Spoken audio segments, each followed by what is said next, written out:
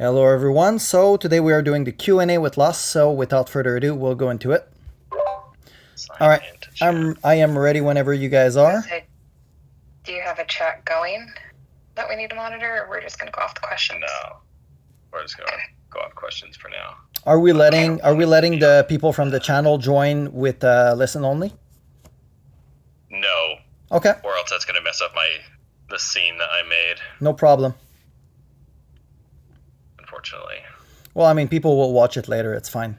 You guys have YouTube pulled up though. I'm just going off of Discord. I'm going to pull it up just to make sure that we're actually live. Unlike Flame Dragon Tyrant when I couldn't do that, and I was mad. I lost the last 2 hours and a half of my Flame Dragon Tyrant because my phone overheated and the app closed without telling me. So I kept playing on the game because the phone didn't shut up, but it shut every other app so that the phone wouldn't melt. Yeah, that got really. Yeah, it wasn't Flame Dragon Tyrant. It was Flame Dragon Android, man.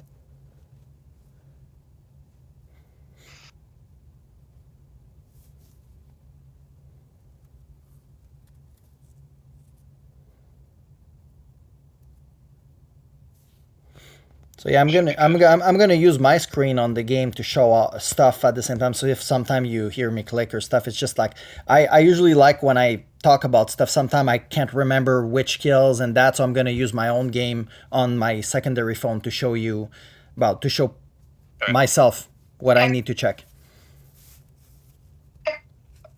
Well, when you guys are ready, we can get started.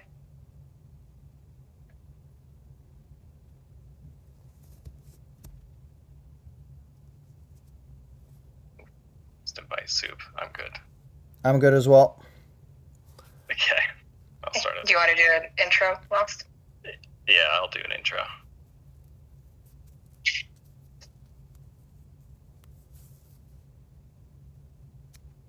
This text is good.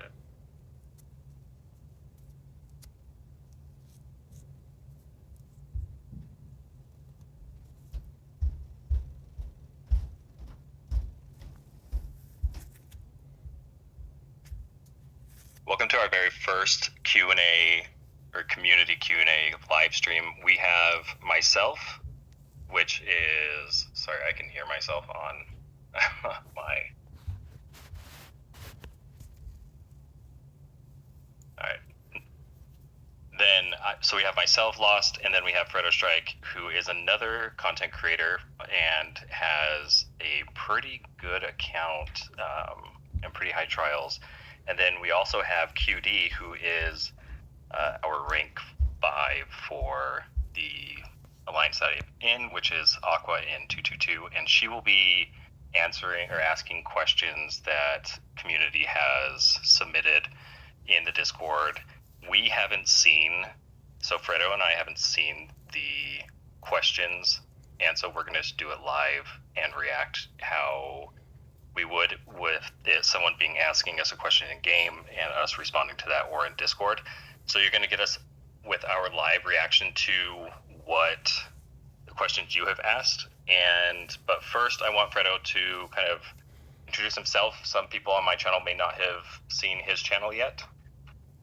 Hey guys, so name's Fredo. So just like Lost, putting content out there to help you guys learn the game better. I am from 271, so I actually am kind of like the leader over there. We have a good little server, and yeah, I've been playing the game since day one of that server, and I didn't start it out making videos. I used to stream before, but I just decided to put video out because I wanted my guys to build properly. So the main reason I started doing video was for them to watch, and it really made a difference. We could see that our alliance was performing so much better than the other alliance early in the game. And so after that, I started pushing it to the whole server. And then Kingshot kind of contacted me and some other guys to be a content creator for the game. So here we are, and thank you Lost and thank you QD for having me today. And hopefully I can help you guys give some good information to our community. Perfect. That went along with the first question that we had today was why did you guys get into the content creation from Captain Toothless? So, Lost, do you want to chime in on that? Yeah, it's very so when I first started, then I started spending on the game. I wanted to know, or I wanted content about what I should be spending on, and I couldn't ever find that. I could always find the free to play content or low spender content, but I could never find the whale content.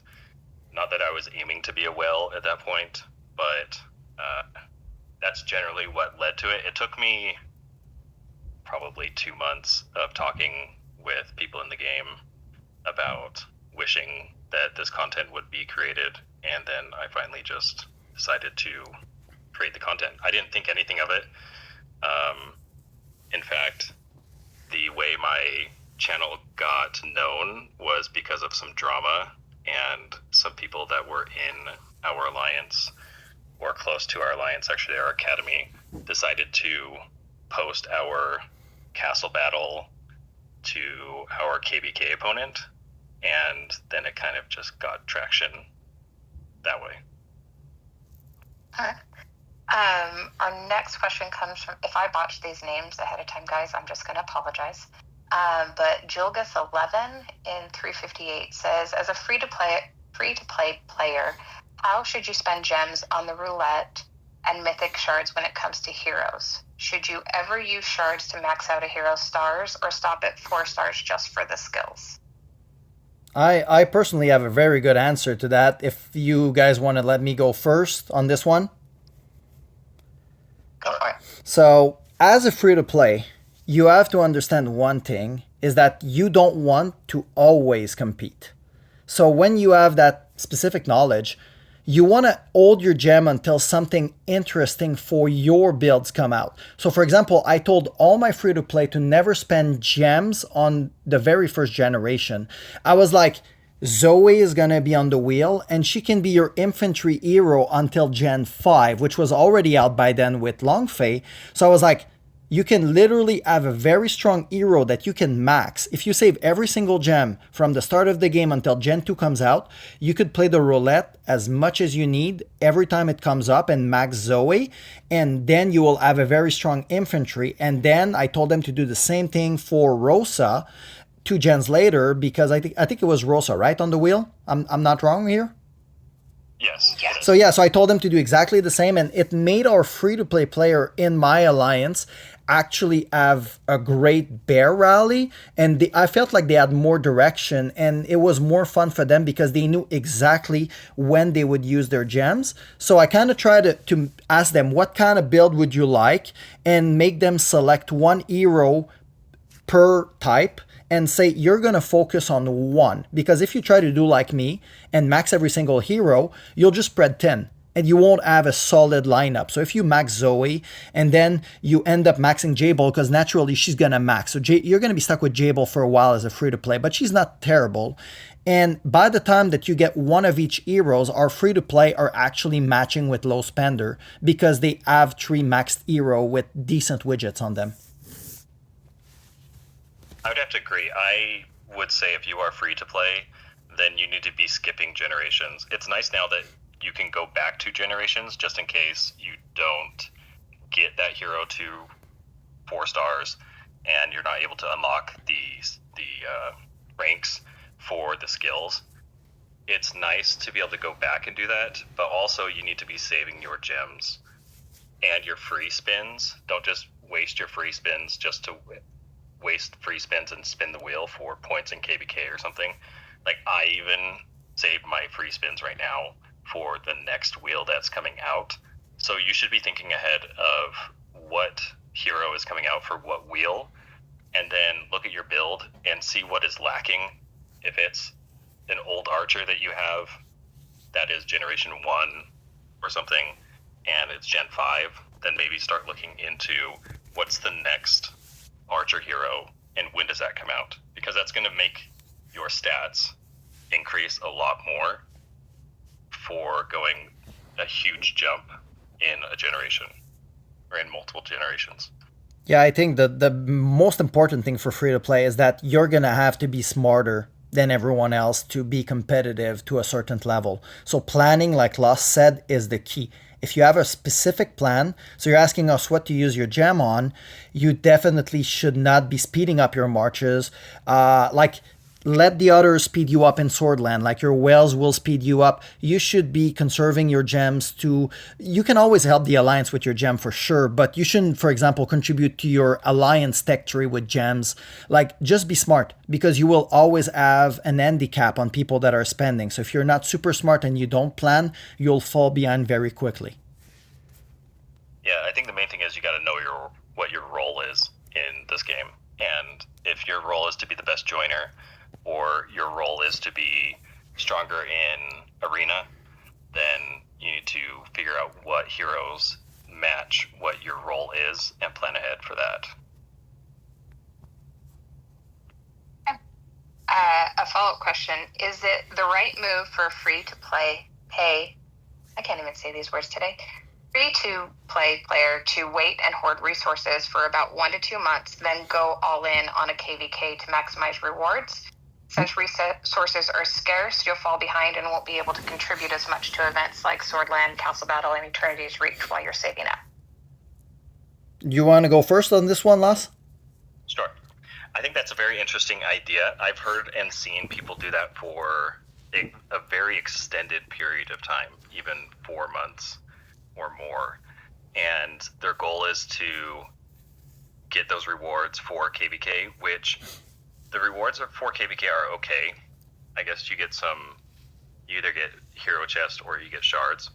And you also get an island, which I guess is kind of cool. But nowadays, unless you have a ton of things like troop speed ups, to break into that top 5 is going to be extremely difficult. So, hoarding, if you are free to play or low spender, maybe early on in the game, you could do that when KVK is kind of newer for the transfer groups that you're in. If you are at later stages, like lower kingdoms or much older kingdoms, then it's going to be much harder to compete with the vast amount of troop speed ups or other things that whales are going to spend on. And the main thing that I would be wary of is falling behind on true gold, and specifically your true gold troop levels, because that's what's going to help in castles, in Swordland, etc. And depending on how active you want to be in the alliance, you probably want to be spending that true gold. I'm pretty similar to you. The difference I would say is that I'm more of in QD position where I'm managing the kingdom. So I often tell my free to play that they represent what I call our kingdom economy. So hoarding is important for not for one KVK, but hoarding is important because it gives us a power, the power of the people, to be able to upset one prep if we need to by having everybody saving. And when we do need to use the resource, every KVK I will tell my guy what you should use is like true gold. Like you just said, you don't want to fall behind on troop level, so you should always use all your true gold. But for example, those troop speed ups, if you already have enough for bear, if you already have full marches and everything, and you don't need more, I always encourage my guy to be like, look, let's save it for a rainy day. We were 12-0 in prep. Now we're currently conceding this one due to internal issues, but we were 12-0s, and the reason we were 12-0s was that when the prep was easy, I was able to tell my guy that we're the free-to-play and the low spender, hey guys, I know you hoarded, I want you to have fun. I want you to update your city, get the new True Gold stuff, but can I ask you to hold on those pet marks that are not going to be useful as a joiner, or hold those speed ups that are not going to be useful as a joiner? You already have enough troop to join 5-6 rallies. You already have enough pet marks so that your pet are all to green. I would tell people just be smart about it. Your kingdom needs you, and this is a team game. So I think as a free-to-play to hoard for 1 KVK, like Lost said, you're probably not going to make top 10 as a free to play, even if you order it for a year, especially in a very big server. It really depends where you play. But I don't want to sound discouraging. It's just like it's a team game, and you should be more happy that your kingdom is winning preps and KVKs and brawls and stuff like that because of your contribution. I think that this is going to take you longer into the game, and you're going to feel more rewarded to do that than to just try to hoard and then be super. I had a lot of people that were super disappointed because they saved for like 3-4 months and they missed the top 20 because we had a very hard prep and everyone pushed, and they were like, bro, I'm so discouraged, I think I'm gonna quit the game. I'm not getting my lion. And I'm like, your thinking is wrong. You should not have pushed to get the lion. You should have pushed because you wanted us to win. And if you think like that, you'll always be happy because we win every prep. Yeah, I can see where it could be a detriment for free-to-play if they hold for so long and then they decide to use all of their savings on a KVK, but then all of a sudden you run into a whale that decides to, or multiple whales decides to pump out a lot of KVK score in a KVK prep because the score is so close. In chat, hopefully I get this name semi-correct, Janice also brings up a good point. There's not a master out yet for KVK, but in Whiteout Survival, there is a master for KVK where it will increase significantly the amount of points you get per thing used during KVK prep. And that's, they mentioned how it's going to be even harder for free to play. Yep, I was about to say that. I was about to say if that master's out. I was about to say when that master's out, it's even worse for the free to play because all those whales are going to max it, and it's going to be even harder to compete there. Yeah, so that early servers, I guess you could skip a couple in the push for one and hope to get lucky. Otherwise, I would be at least using that true gold for sure. I guess you could save true speed ups if you really wanted to push hard, but don't expect to be in the top 5, I would say.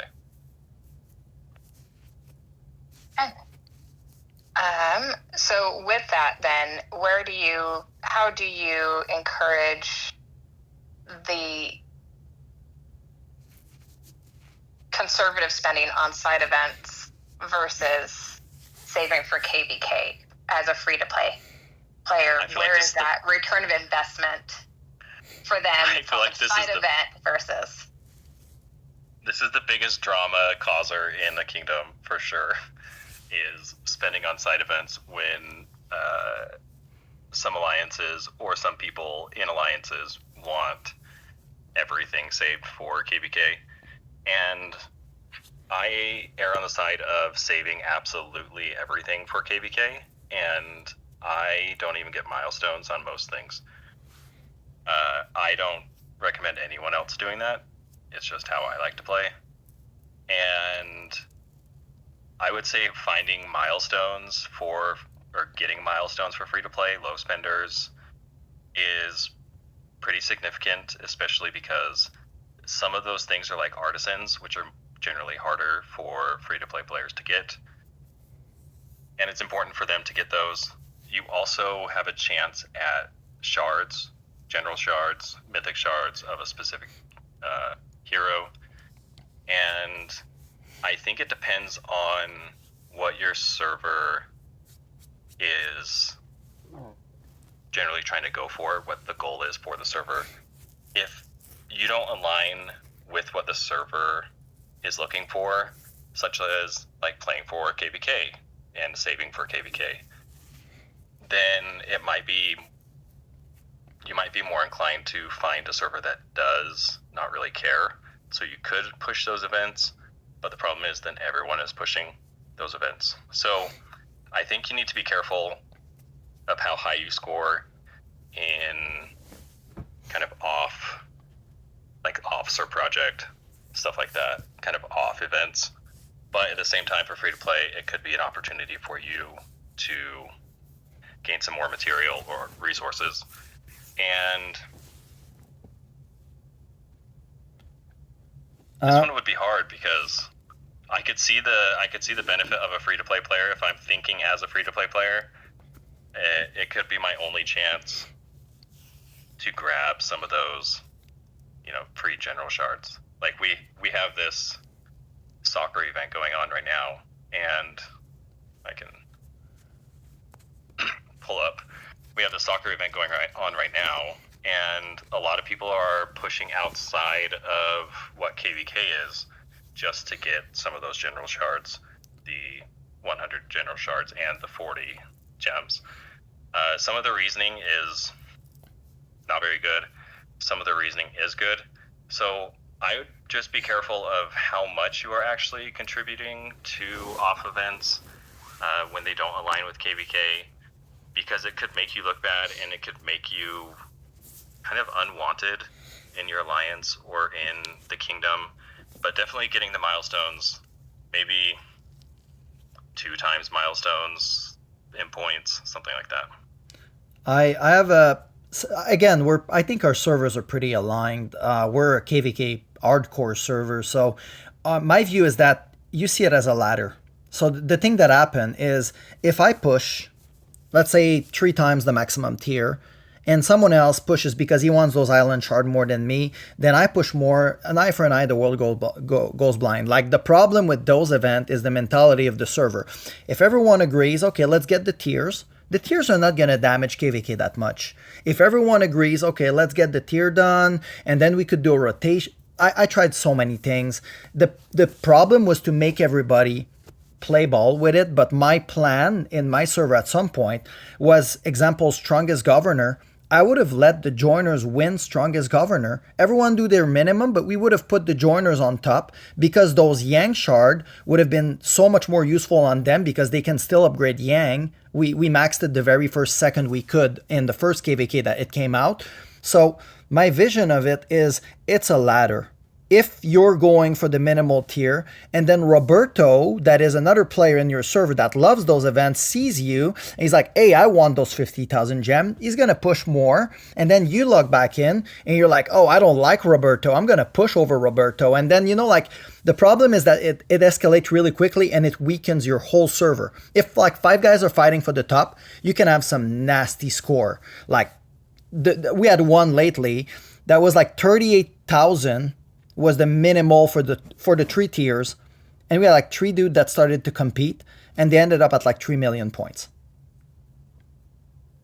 So it's an ego issue. If you think about those events, is the reward worth it for pushing the minimal tier? Sometimes yes. A lot of those events, it's not even worth it, because if it doesn't give you like true gold or artisans or some stuff like that, like, as a free-to-play, pushing those tier is going to make you use more resources than you're actually getting from the tier. So after that, when you're going to come into KVK, your contribution will not be as good because you push those tier for items that you actually didn't need for your build. Yeah, I agree. Also, it's going to make KVK much harder. You're going to be matched up. If a lot of free-to-play players use their savings on off events, you're going to get matched for the harder server. Just if they're in the top 10. Absolutely. There's some nuance to that. But if people are spending on off events, you're going to be matched with a much more difficult server than you would otherwise by just keeping it in your bags. Yeah, the top 100 is very important. And let's face it, everyone winning those events are probably in the top 100 power in the server. So they're going to increase the matchmaking for sure. Yeah, for sure. That's why I hate Flame Dragon Tyrant. One of the reasons why is because whales feel or have the need that they feel like to push their account higher so that they rank higher on Flame Dragon Tyrant. But for me, on Flame Dragon Tyrant, if you're not first, you're last. Yeah, that's same for me. If you're not the Tyrant, like, you shouldn't even be caring about what middle the center is doing. Like, you should be focusing on buildings, stuff like that. So I think you just need to be focused on certain things and understand why saving is important.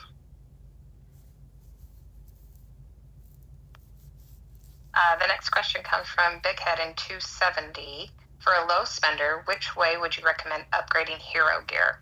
1 piece to plus 60 or 3 pieces to plus 40? The plus 60 obviously benefits PvP. However, the only PvP I do is Swordlands, Pride Clash, and burning people during KVK. I'm no rally leader, and my bear is weak due to no Amadeus. I wonder if I'll see more benefit spreading and getting 3 to plus 40, as it may benefit Arena and Conquest. There's a diminishing return on the actual leveling the gear. So as a joiner or slash a small rally caller in Swordland, I would say that your focus should be knowing that every time that you push one piece higher, the cost increase. So to be smart about it, your main risk is to be zeroed in Swordland. So building towards a defensive build, it would be probably more stats overall to get 3 pieces to level 40 than 1 piece to level 60. I can't look. Yeah, I can actually. I think my second set is not that high yet. So I can look at like how much a level 40 pieces gives me. And if I have 4 of them, it would give me 160% of on 3 of them.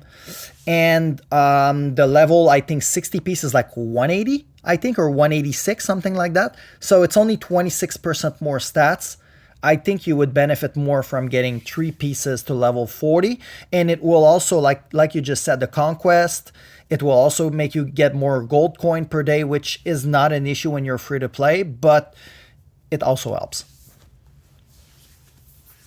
I think getting getting to 40 as well is going to be beneficial because of Arena, and you're going to be stacking up those Arena tokens. You're going to be higher on the list, so you're going to get more Arena points, and with those, you're going to be able to spend more on things like Mithril, and you're going to be able to stack up Mithril and Mythic pieces. Now, it's not going to be very fast, but still, you're going to be doing it at a faster rate than you would if you focused everything to 60, when that's more of a PvP side of things and not just arena side. So, totally agree with, if your goal is not being a rally leader or calling attack rallies specifically, then I would focus on more of the arena side and getting those smaller stat increases. Okay. The next one comes from Lord Tyrion from 1705. Curious about what all contributes for joiners in rallies and garrison. I've always been told that it's only the top right skill. With that, should the main buying focus of joiners who are low mid spenders be buying true gold so they are bringing the strongest troops possible? I think Fredo and I both have the same idea on this, but true gold is, if you are aiming to be the best joiner in the game, or in your alliance, or in your kingdom, true gold is king. And you need to be focusing on your troops and getting your true gold levels of troops up as high as possible. If you are looking for joiner mechanics, we can talk about that. But for joiners, it is true, only the top right skill matters for joiners. And there's some nuance to that, some technical stuff for that. But generally, the higher your top right skill, if it's skill 5 or level 5, then that's what's going to be taken if you're in the top 4 slots in the rally or garrison. Yeah, I don't have much to add on that. To be fair, Lost and me share the exact same vision on this. The what do you bring to a rally as a rally joiner? And I never mean that as a pejorative way. Like, it's not negative, but your troop quality is what you bring to a rally, and it's also what you bring to your kingdom. Because when you reinforce people, this is also what they get from you. So I always tell people, if you're in very early server, you should not max all the purple hero. You should just max Chenko and Gordon as a starter, so you can at least defend and attack and be like the best joiner in the world. And make sure that your true gold is always up to date, because your value in a kingdom for everybody, even me, even Lost, we're all whales, is how can we all assemble together and create the most perfect rally possible. And this is everyone's job. So if you're for example, I have a lot of people in my kingdom that are not building command center and embassy level 8 on True Gold, because they want to get the troops first. And as long as the command center is not important, their command center is still TG3. because the command center only increased the amount of soldiers you can deploy. And it's not a lot. It's not a lot that you can justify if you still can increase your troop level. Like, it's king. Go for the infantry, go for the archer, go for the cavalry. Once these are maxed up, then you can level the rest. But this is really what you bring to your kingdom, and it wins fights. I've shown it many times in reports from analysis that I do. Troop quality, you can beat people that are multiple tens of thousands over you if you have perfect quality in your rally and they don't.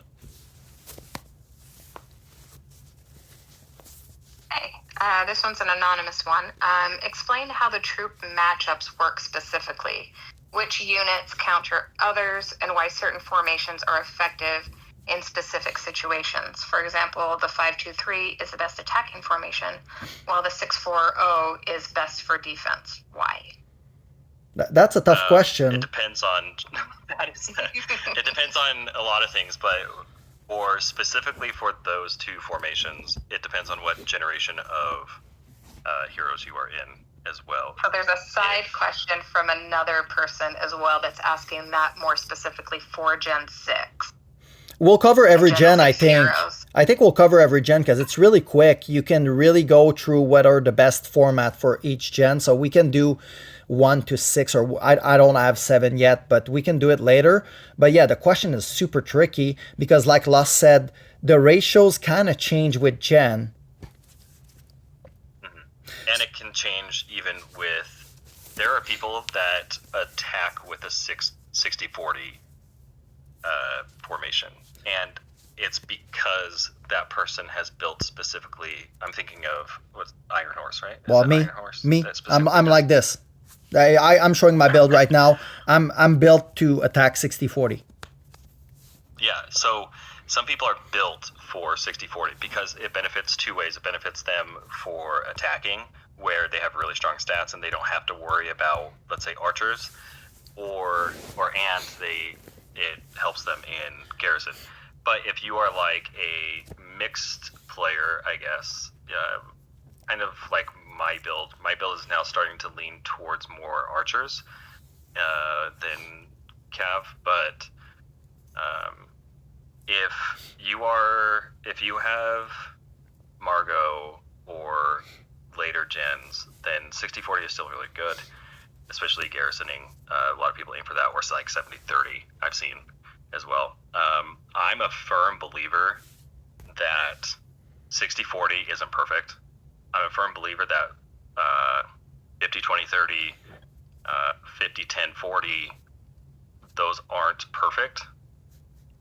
And I'm more of a believer of, it depends on the whale stats, or I shouldn't even say whale, but the rally leader stats or garrison leader stats, what they're built around, what you would benefit more from their stats going into an attack or defending.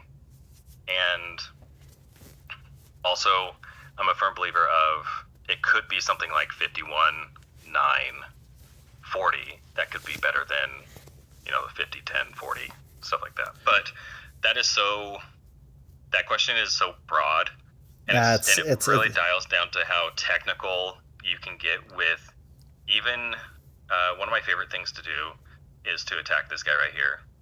Showing on my screen the Baron in the game, where you can just send your own march to the Baron with your own heroes. Now, you're not going to get widgets out of this, so widgets don't matter for this, but if you move your ratios ever so slightly, now there's going to be RNG, so you want to do multiple attacks with the same formation, but you will see what happens to your stats, and you can see how many of the troops that you kill versus the Baron. So that's one of my favorite things to do. I'm going to go a little bit more technical. From what we know, attack goes first, and defense goes second in the round.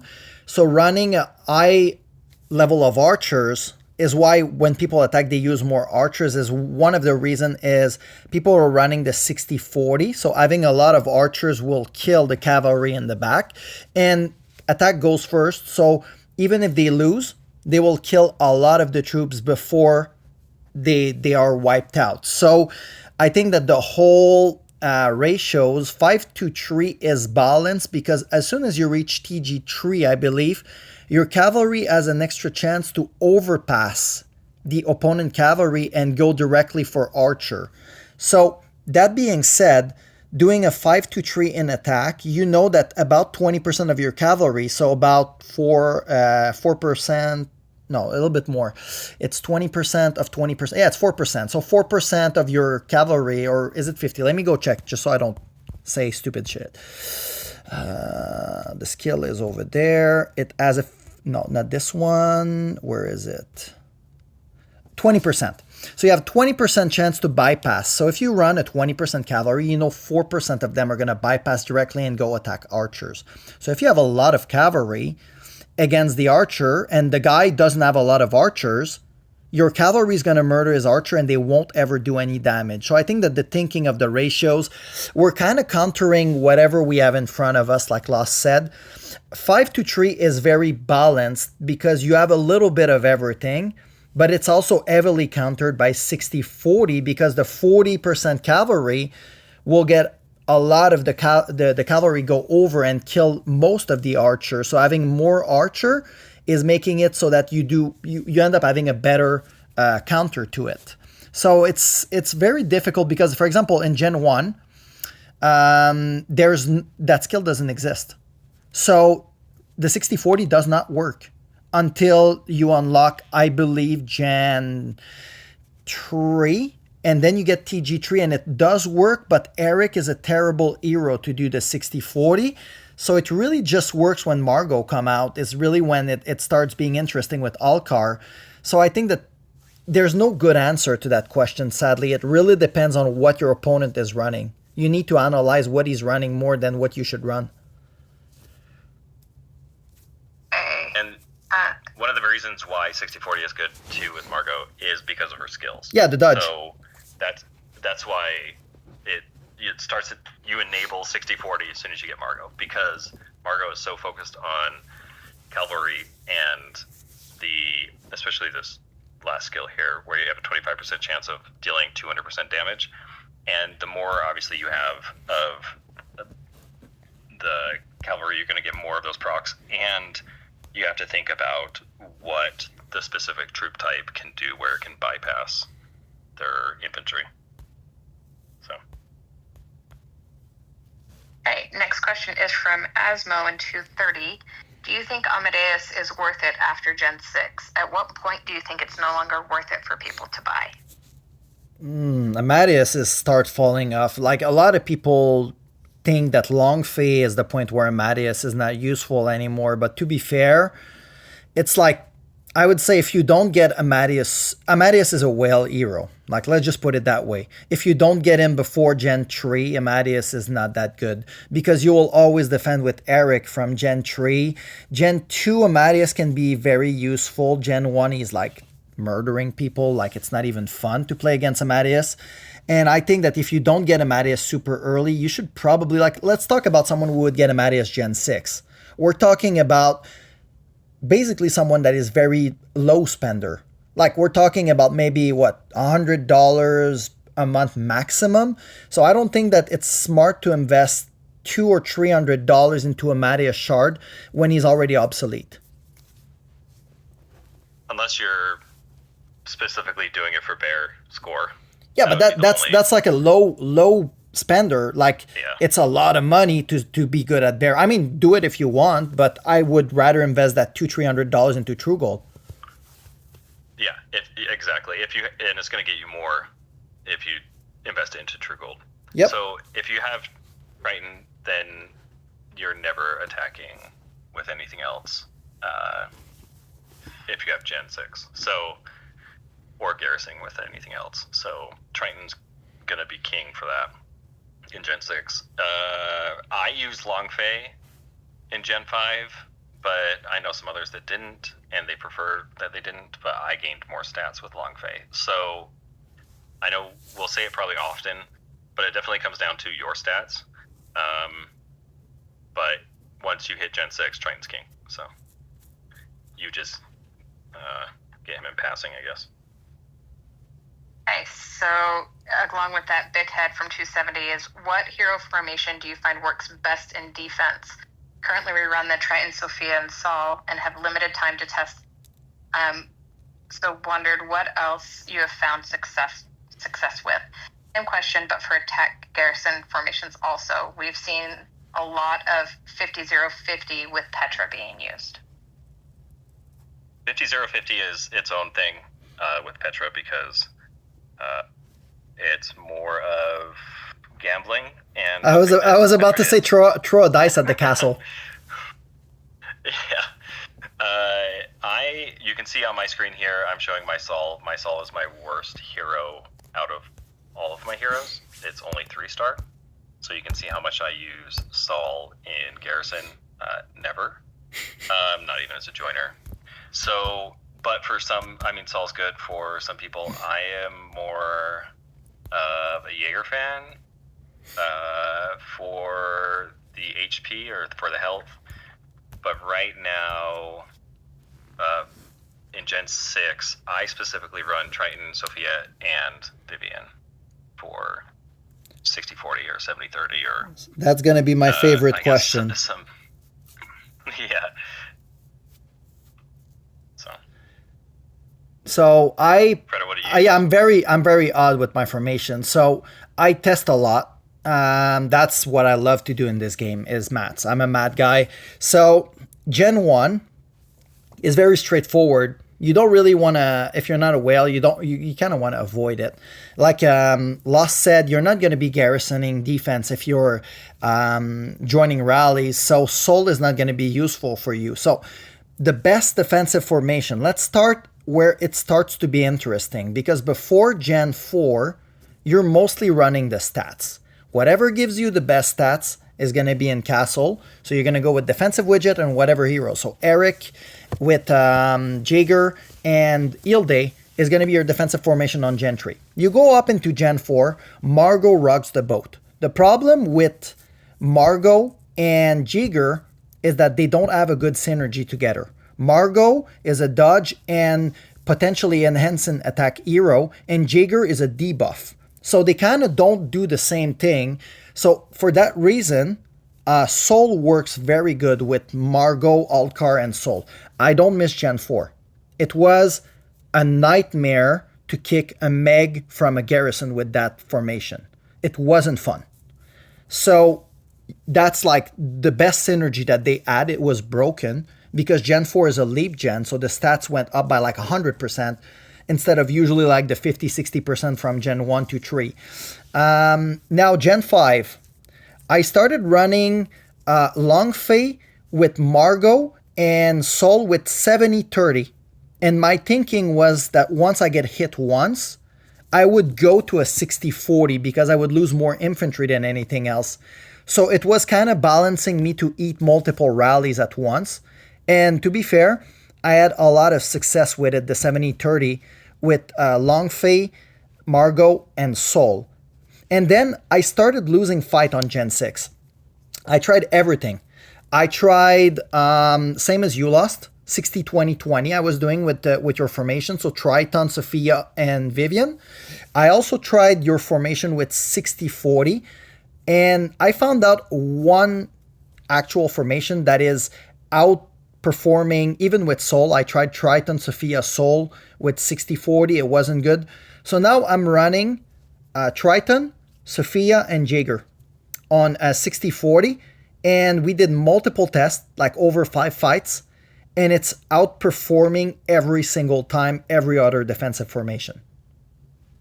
That's why I love the Jaeger, because in this game, health is king for the most part. Yep. And he brings a lot. He brings a lot of that. So for sure, don't sleep on him. Someone asked in Gen 5 if you were in Gen 5, which heroes would be best, and if you didn't have, let's say, Triton, Sophia. I was using Long Fei with Margot and Soul, and in attack, it's Long Fei 42, 8% on Trude. I'll tell you why after 8% is very specific, and then 50% archers with, I was using Rosa at this point. So the Gen 4 hero. So the 8% is that we found out that when you only run 5% cavalry, So Trude has a skill that depends on her cavalry being alive. But if her cavalry is alive, it will give a buff to every other unit. So for every 4 attack made by cavalry, all squad damage will be increased by 25%. So it's for every type of troop. So the problem with 5% was that her cavalry was dying.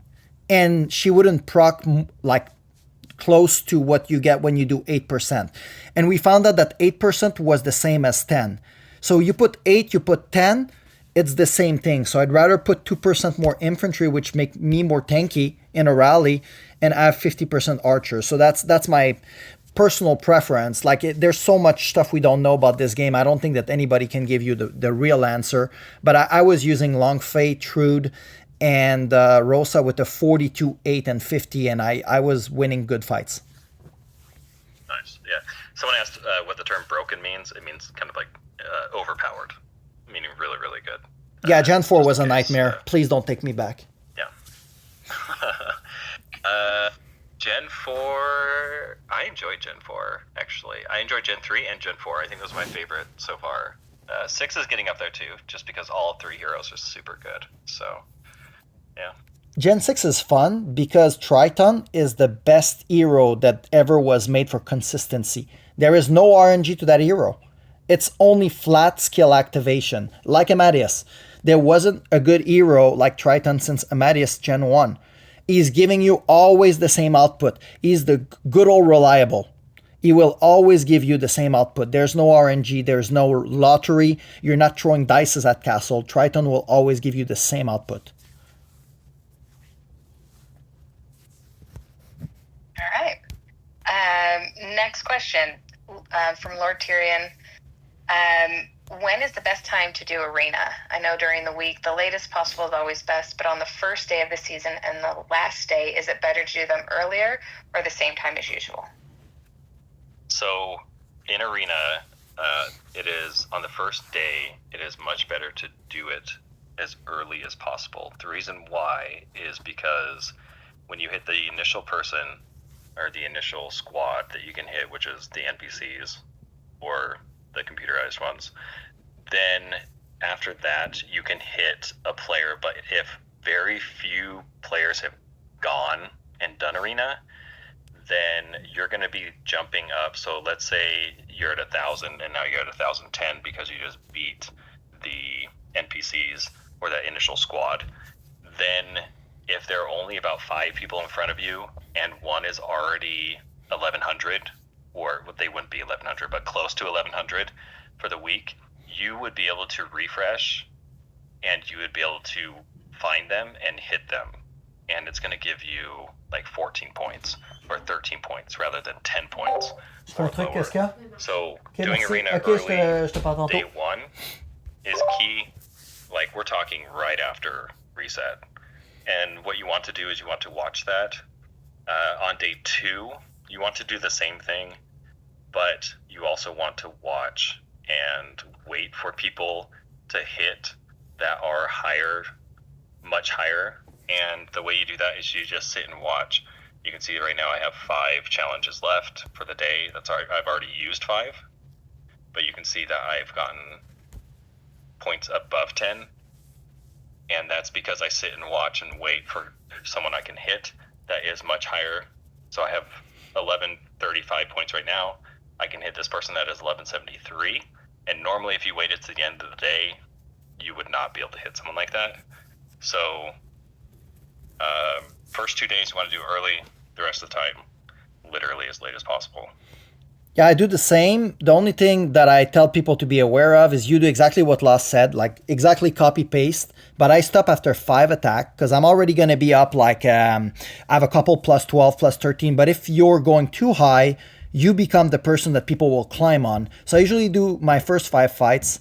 I'll find a rabbit. So what is a rabbit? It's someone you know is going to push later. So someone that is around your range, like let's say you're 1050, you find another guy that is slightly under you. So let's say you're 30 million arena, you find someone which is like 25. So you know he's going to climb eventually. And then when you log back the day after, you won't have been attacked because people will focus on the people on the top. And you can use this person at the end of the day to get another plus 12.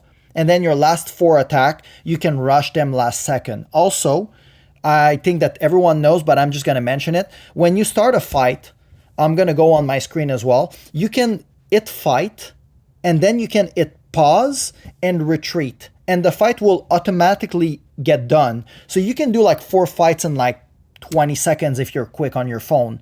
So that's usually the best way to push last second, because if you push within like the last 2 minutes, people will attack you a lot. It's always better to play as close to the bell as possible. And as soon as you hit fight, that's when the points register.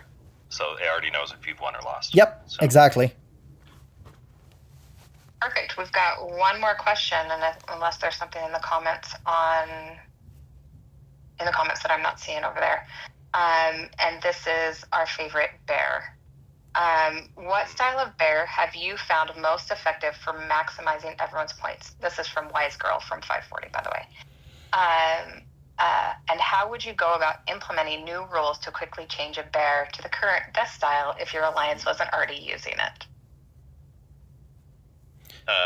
The best way we have found is to do a top-down approach, where you join the next to go rally, and then you work your way down the list from top to bottom, and you ignore your favorites. If you favorited somebody, you ignore that unless their time is next.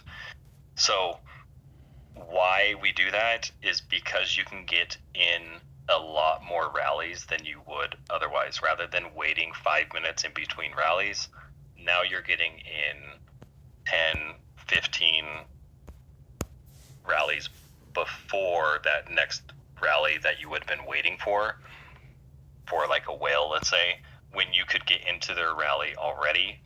And so if you have a wave of 5 people go,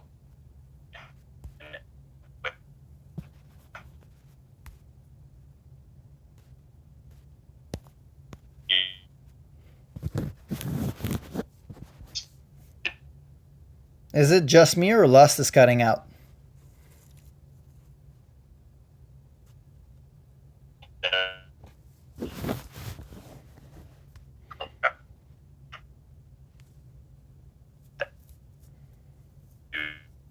rallies, and then you get into the whales rally. So you're not missing out on anything.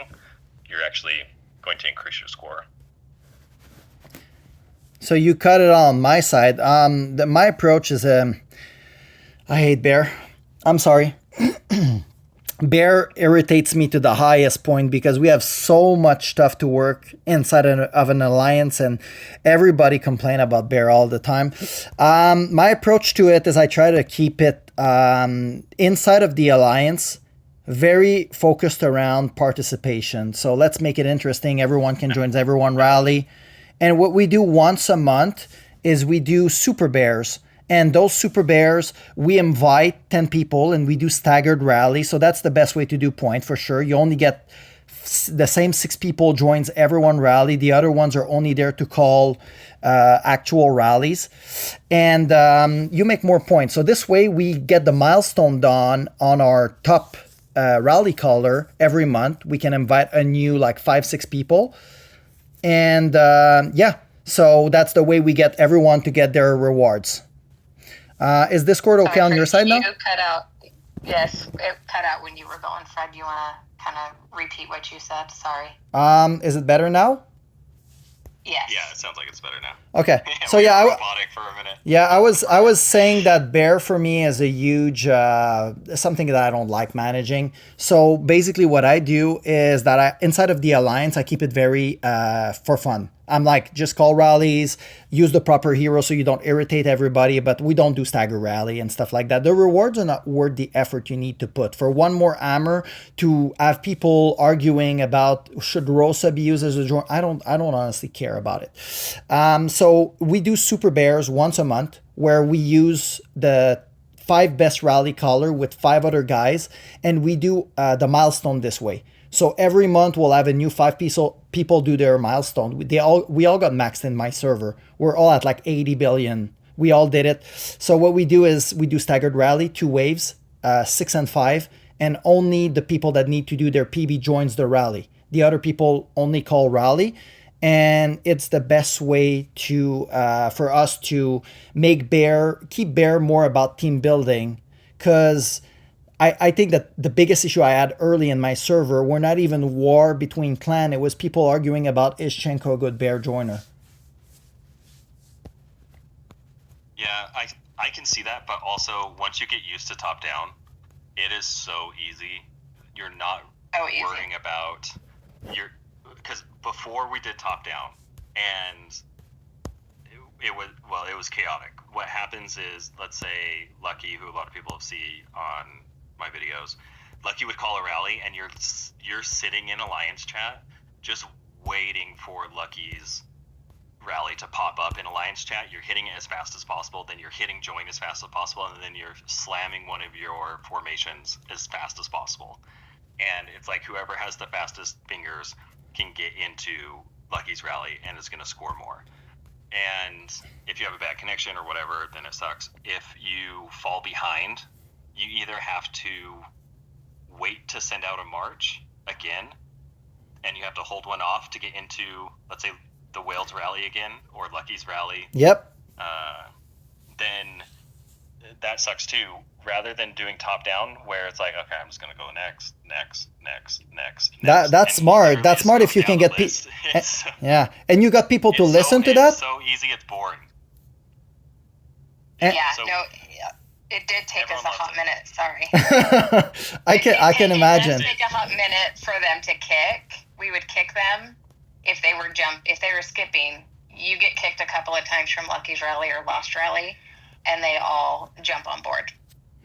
Okay. Yeah, so, luckily, being someone that scores at least an okay hit on bear, everyone kind of wants to at least join your rally. And when you get the people that everyone wants to join on board and they are kicking people that aren't listening, then it only takes a couple times, and then everyone's on board of just going down the list. There will be times where there'll be 2 minutes left on my rally before it marches, and no one's in my rally. That's crazy good. That's what we do for Super Bear, because we know that like there's always 6 new people that are going to get their milestone. And actually we were down to like 30 right now. 30 people got the max reward from the milestone using this technique. So it works well. The Ultra Bear is really cool, and it actually does exactly what you guys are saying. It's like we call the rallies, no one's joining, and then only the people that are supposed to join down the list, and it kind of spreads the reward. You can work with the troop limit, and it really works well, but it's a lot of management. So hats off to you guys to pull that off. I never did it personally. It's a lot of upfront management, but there was a rally. I suck at doing bear now, but there's a rally or a bear last week, and I got into 59 of 62 rallies. That's crazy. That's so good. Like, I mean, it's the best way. You can imagine the score difference. Yeah, right? you probably did like something like 35-40 billion on that bear. Yeah, well, I mean, it depends who you're able to join and who the rally callers are, but yeah, generally you're going to score a lot higher. And in Alliance chat, everyone's talking about, hey, I hit a new personal best, right? I hit a new PB. That's really motivating, yeah. Yeah, and then everyone becomes a believer after that. I'll try it. I have a couple more issues to solve on my side first, but as soon as the sky clears from the meteor showers, I'll definitely pull that into work and try to get that working. That's I think that's it for the questions that were submitted, so we can take some from chat. Yeah, if people have questions, I have time. I'm actually doing Viking on my device, so the people that are listening to the Q&A on YouTube after, they'll see some Viking. I mean, I can't do much because I need to keep reinforcing people that Papa could try to burn, so I'm kind of stuck on some people that are AFK, but it's fine. It's for the good of the Alliance. I need to check out what your server looks like right now, because that sounds crazy. It's like it's bubble land. It's bubble land on both sides. Everyone's bubbled. So yeah, it's if you like to see bubble, we have a lot of those in 271. Someone did. Sorry, go ahead, Boss. I was going to say someone did. The other part of with joining rallies is the for Bear is the troop limitations, which we do that as well. We have a troop limit for joiners. Yeah, what we usually do is we take the average rally color and we divide it by 15 so that we get as many people as possible into each rallies. The problem is you need to divide it by 14. Oh, yeah, you're right. Not Yeah, 15. 14. Yeah, just because of, well, you need to take their cap, then you minus their march, and then you divide that by 14. Yeah, I think that I think that the people that does it just does like 1,200 and she divides it by 14 and then she gives us the number. And it's not full, but the last person sends a bit more. Yeah. So that's how we do ours. It works out very well most of the time. Sometimes rallies don't get filled and it's a few short because someone pushed like Cassia more or something, right? And so their rally is a little bit higher, but missing that 10,000 troops isn't going to make or break when it works for every single person else. But someone asked for in the chat what the best time to do Eternity Reach is. Oh God, that's never, tough. That's a tough one because look, I was doing it always at the same time, and I'm decent at Eternity Reach. I only lost 2 in Eternity Reach since the game started, and one of them was versus Clyde. And yesterday I fought a dude that I can't read his name. It's Japanese, I think, symbols, but he was like on T6 gear, and I tried the very first slot because I got told that it was better, and I almost lost because the guy was like, he was chasing me around like I was a dog, and he was kicking everything, and he had like level 20, 21 charms and T6 gear, and I got told that the very first time was the best because no one is ready after reset. And I also got told that the last one was better, but in my opinion, there's no good answer. I met Clyde on my usual time and he murdered me. That's one of the only ER I ever lost.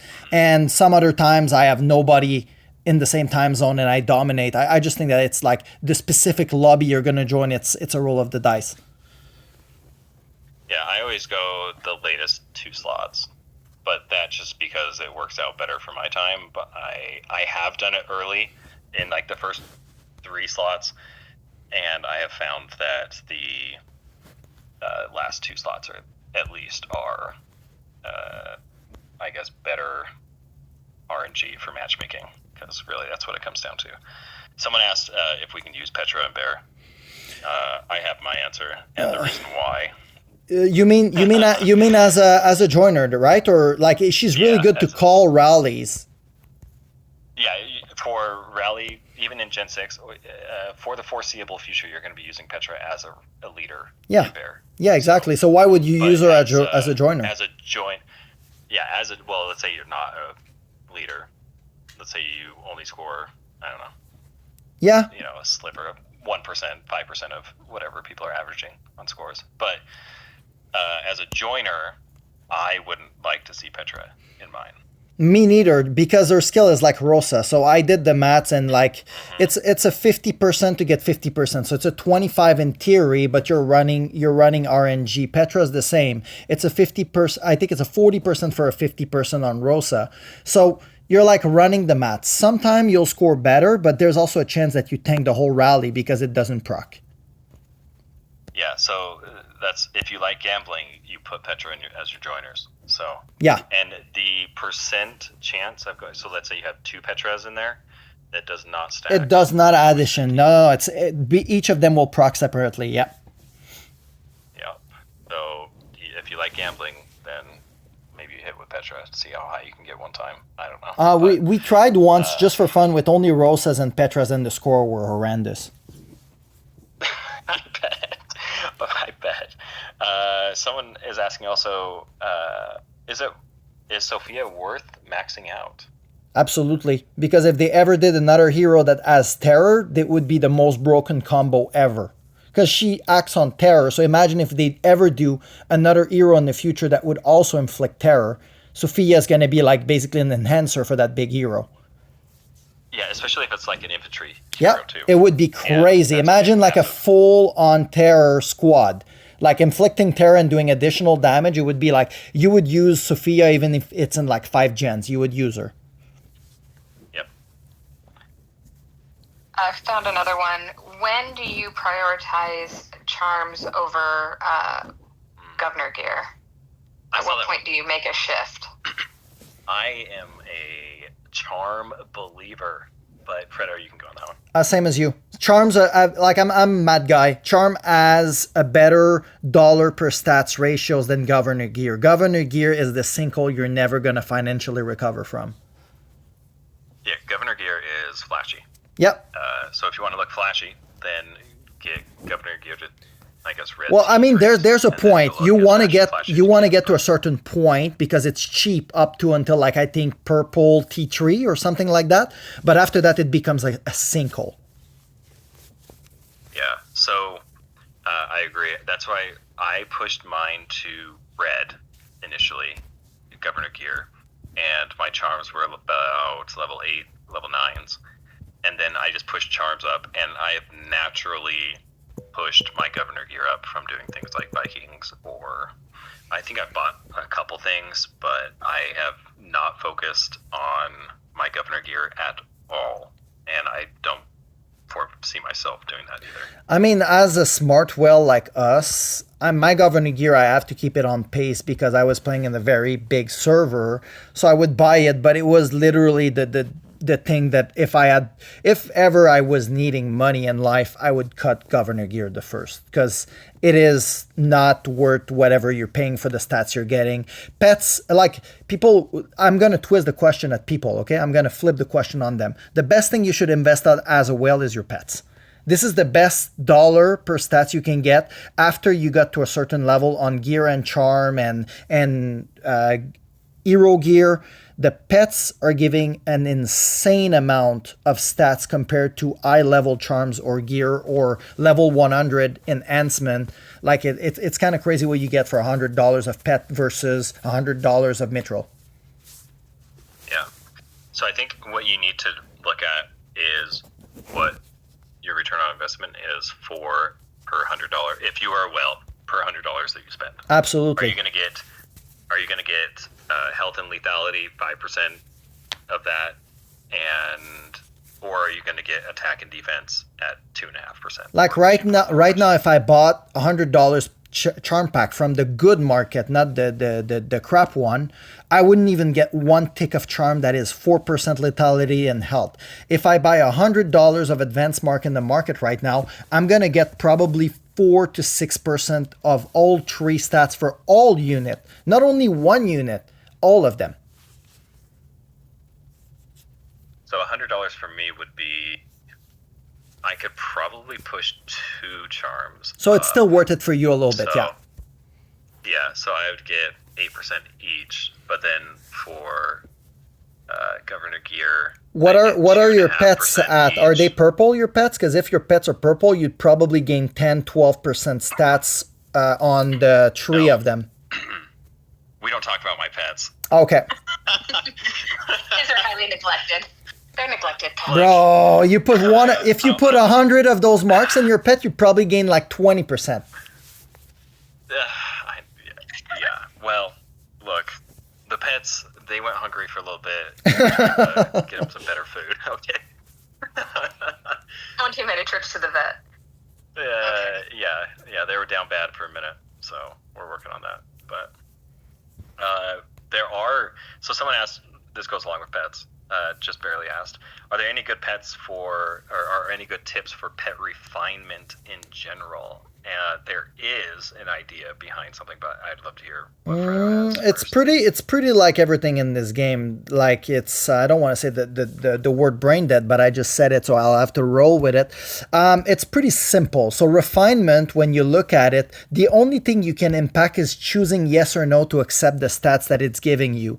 So you want to be smart. Stop using blue marks when it's purple. I wouldn't use blue marks after purple. I would just stack them until all of your pets are, and you don't have any more use for your blue marks. Then you can use them, sure, no problem.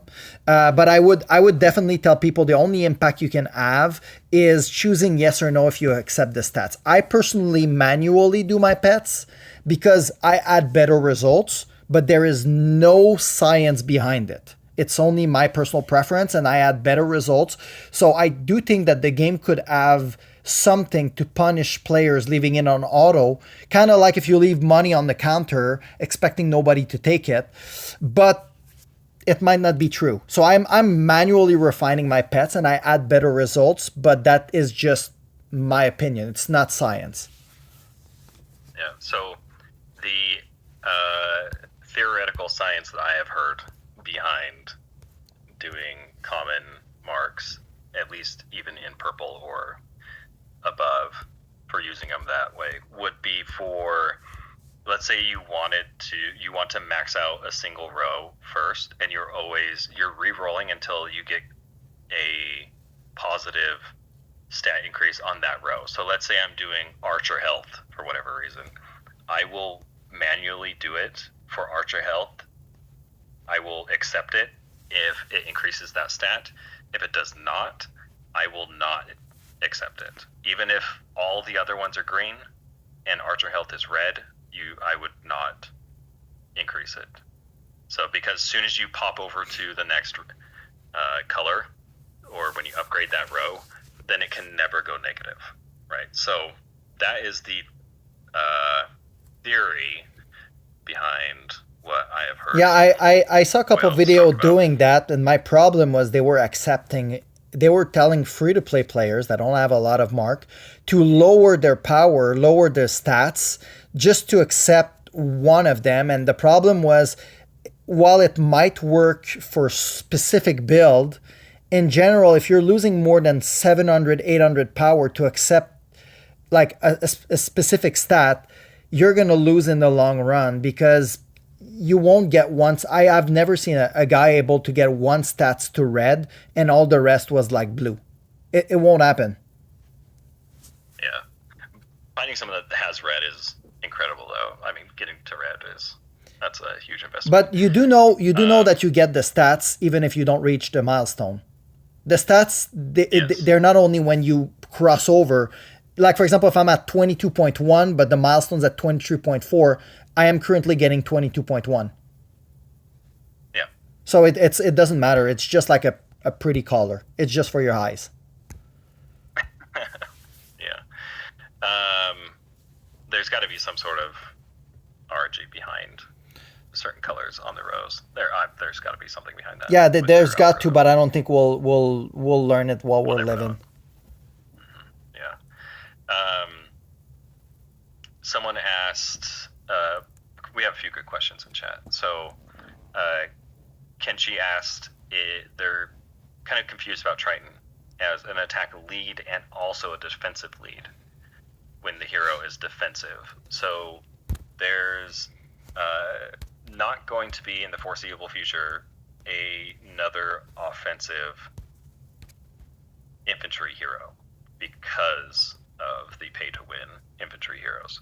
So, what you have to look at for things like Triton and sometimes Longfei, but Triton's pretty much for everybody as soon as you hit Triton, is what are your stats when you read that battle report?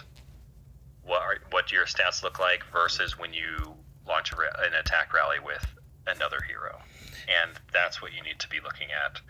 And you're going to have more stats with Triton, because in this game, stats are the only thing that matters. It doesn't matter if the widgets are defensive or offensive.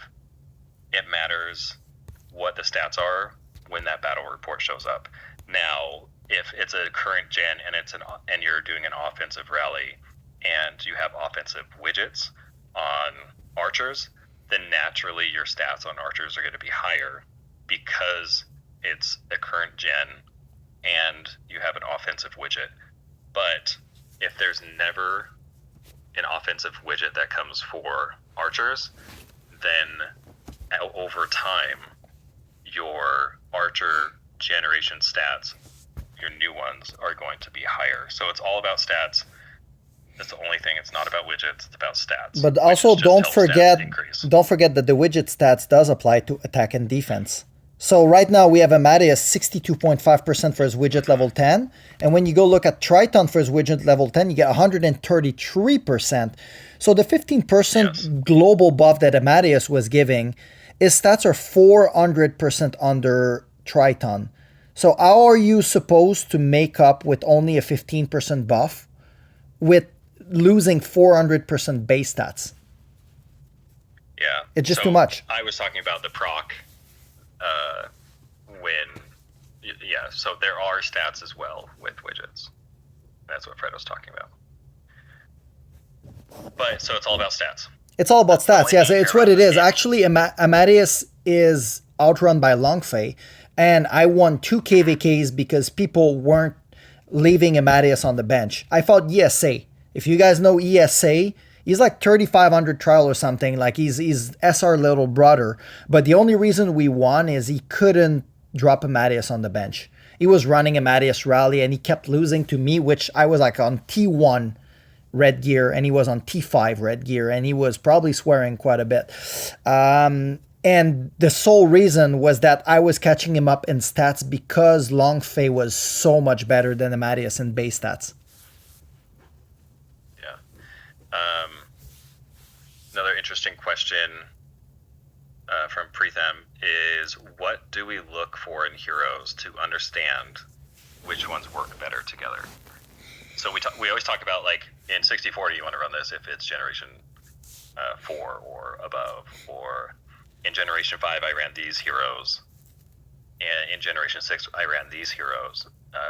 But specifically, how can we teach someone to look at a specific hero to know if they're going to work well in a garrison setting or with other heroes?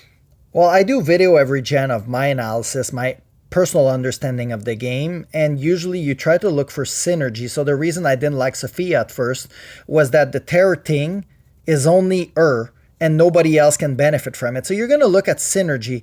So what does, for example, why are we running Petra in those Suicide Squad is because the RNG from Petra is going to massively increase the damage of the archers. Like, it's just, you need to understand how to read the skills to see what works with what. So for example, why does Jaeger wasn't working with Margot and Alcar? It was because they weren't focused on the same thing. So let's go read at the skill, for example, for Alcar. Alcar, he damage taken down, he increased the infantry and the cavalry archer damage, and he does extra damage, so extra lethality, and extra, the enemy takes more damage. And we said it before, Jaeger is a debuffer. So you're putting someone that increase everyone's damage with someone that decrease the amount of damage you receive.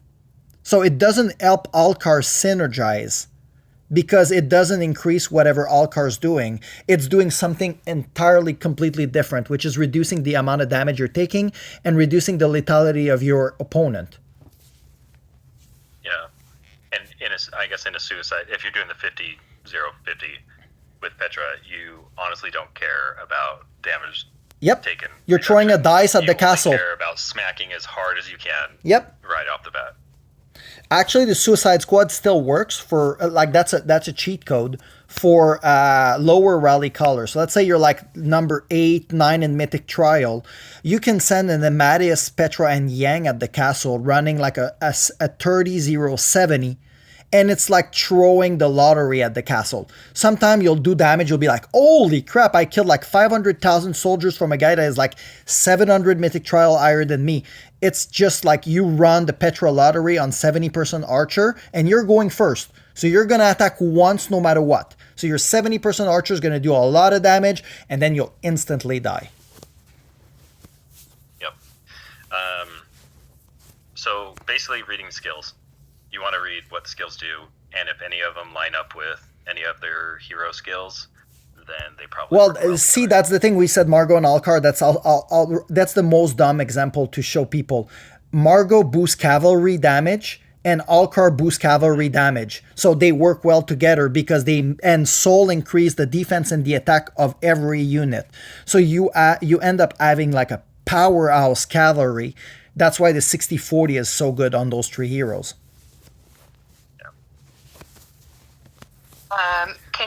A couple of people are still a little confused on TG8 and troops and T11s. Yes, and how they work together. Oh, okay. So, in your troop building, you have a base level of troop, and you can see on details here, this base level of troop goes up to 10, essentially. And so T10 are your troops that, without going to T11, your troops will be, when you hit TC30, your troops will be T10s. And once you have T10s, that is the base. And then True Gold is on top of that. So True Gold is something added on top, but it never increases your base. So your base is always T10. Yep. As soon as you unlock T11, then your base increases. So if your base was 100 and then you add TG1 on top of that, let's say now it's 110, but if your base increased to 150 and you have TG1, then all of a sudden, instead of being 110, instead of going up that, now you're 165. So it increases your base amount, which is why it's so powerful, rather than increasing the TG, because the TG sits, you can imagine the TG sitting on top of your TX amount base. So yeah, it's exactly like you said it. It's like you have the base that you can literally look at them in the barrack, clicking on the unit and clicking on the 3 dots. And you can see that there's a huge difference between T10 and 11.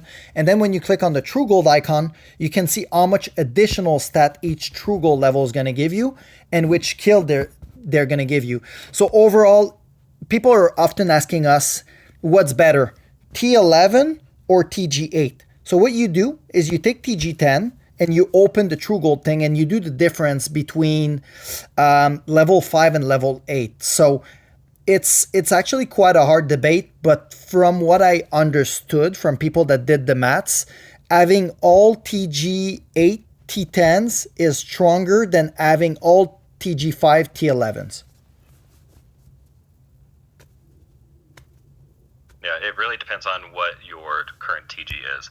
If you have TG6 and TG11, you're going to be more powerful than someone with TG8 and not T11. Yeah, I think I heard that after TG6, starting TG7, T11 is stronger than TG10, T8. So you basically start gating after 6. It's after TG5. So after TG5, okay. And TG5 and T11 is barely under TG8 and not TG11. Yeah, that's what I heard. I didn't remember if it was 6 or 7, but I know that like there's a math somewhere, and as soon as you pass a certain point, you're stronger with T11, but it's True Gold dependent. Yes, but if you should be working on both of those independently. 100%. I know it takes some. If you're worried about what is better to have T11s or TG8s, well, the answer is a mixture of both. And you should be working on at least one troop type of T11s while you're increasing your base. Yeah, and in 271, in my alliance, people have specific builds. So joiners, because we know that they won't spend, we told them, okay, I need you to have cavalry. Okay, I need you to have archers. So they know when they join rally, they're sending 100% of the same troop because they only have one troop T11, TG8, and it's whatever they contribute to the castle. Yeah, so work on both independently. If you're worried about what one's better, then you need to be converting your coins as well to True Gold Dust. Don't do your True Gold.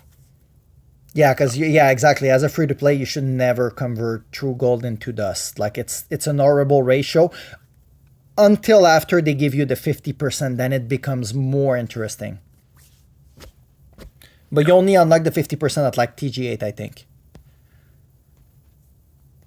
I don't know. Mine is unlocked.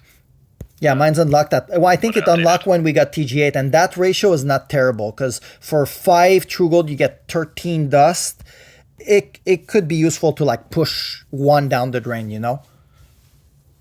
Yeah. So we tell all of our guys to get it from the Mystic Trial shop. Max that out as much as you can.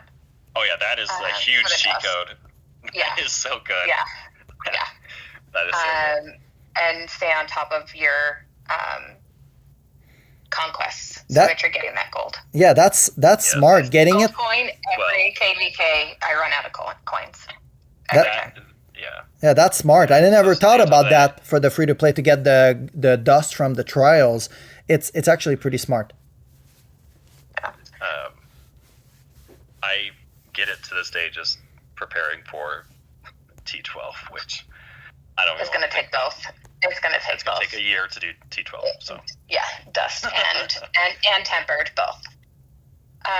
Let's see. I had one in here.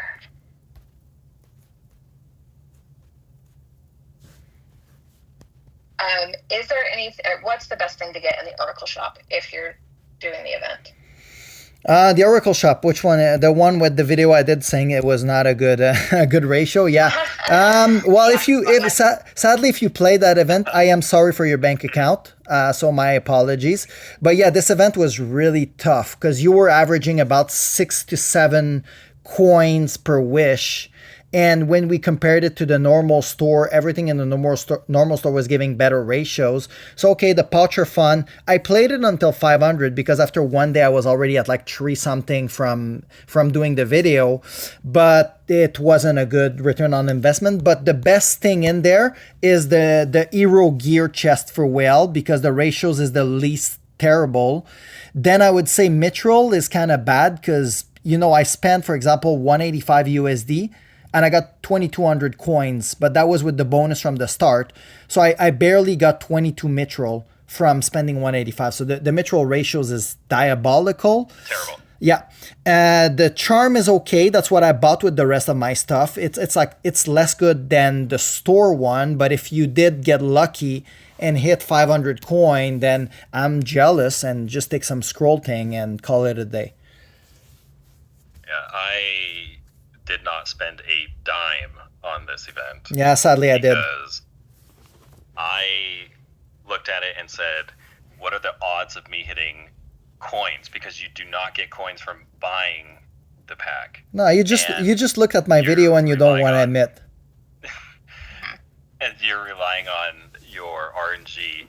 We had someone that in an Alliance chat that said that they spent $50 on a pack and didn't get a single coin. Oh yeah, I confirm you. Every day I was putting like 35, and there's 2 days I got absolutely jack.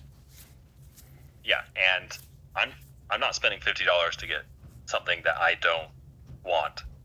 If I'm spending $50, I'm targeting a specific thing that I want. That's smart. Yeah, that's usually how I play event. But since I started this one and I was already at like 320, I was like, yeah, for $100 I can get an extra 700 coins. I did the math and I was like, let's just roll with it. And I got somehow lucky. I think one day I got 700 coins from 50 spins. So, I ended up being okay, but it hurt me a lot when I did the video. Your free-to-players did appreciate all the wishes, though. The wish pouches. Oh, I didn't use them. I didn't use them yet. I was going to say, our guys are scrambling for those pouches every time they come up. I didn't use them yet. They are in heaven for their coins or their gems. I cringe every time I see one because I know someone spent money on that. Yeah. I know. I currently have like 10 of those. A just brings up real quick because we were already TG8 when they released the 50% discount for TG in War Academy. Apparently it comes out when War Academy comes out, when it unlocks. Oh, so now it's like, so we just got robbed. Oh, damn. Okay. We got screwed. Oh, damn. With converting what was it for me? Like 31,000 true gold. It was 13 for 10. Yeah, it was 10 true gold for 13 dust. Hey, we got robbed. Last. We can start a lawsuit. Man, that's tough. That's tough. All the ways they steal your money. Well, you guys are lucky. I was going to say, do you want to go over the cheat codes kind of on when to convert, the best policy with converting into tempered true gold for those that are just getting their War Academy? So what do you mean, temper true gold or dust? They're refinement. They're crucibles, yeah. Fredo's going to be converting a lot more than I convert because as soon as TG10 comes out, he's probably already ready for it right now. Yep. And I I didn't do it for a while. I pushed TGA extremely fast in 2 resets, and on the day of the second reset, my town center was TGA, and so that if you are smarter, then you probably plan it out multiple KVKs in advance, and you're going to want to know how much TG you're going to have, how much TG you're going to get throughout the KVKs that you're planning ahead, and then the refinements. Then you're just going to look at the refinements pretty easily, and how much it does it cost to always do 20 and then one refinement every day for a week, and how much does that get me? Same with can I do 40, which is a lot more expensive. Can I do 40 at the very start of the reset and then do one after each day? Right now I do 20. Fredo does 40. Prior I've maxed out every single refinement, so I can't even roll on the next day. I've done that. But from just doing one a day without doing 20 and then one a day, so just straight one a day, which is, if you're free to play, that's what I would be doing, you're going to get enough true gold that it's going to sustain you.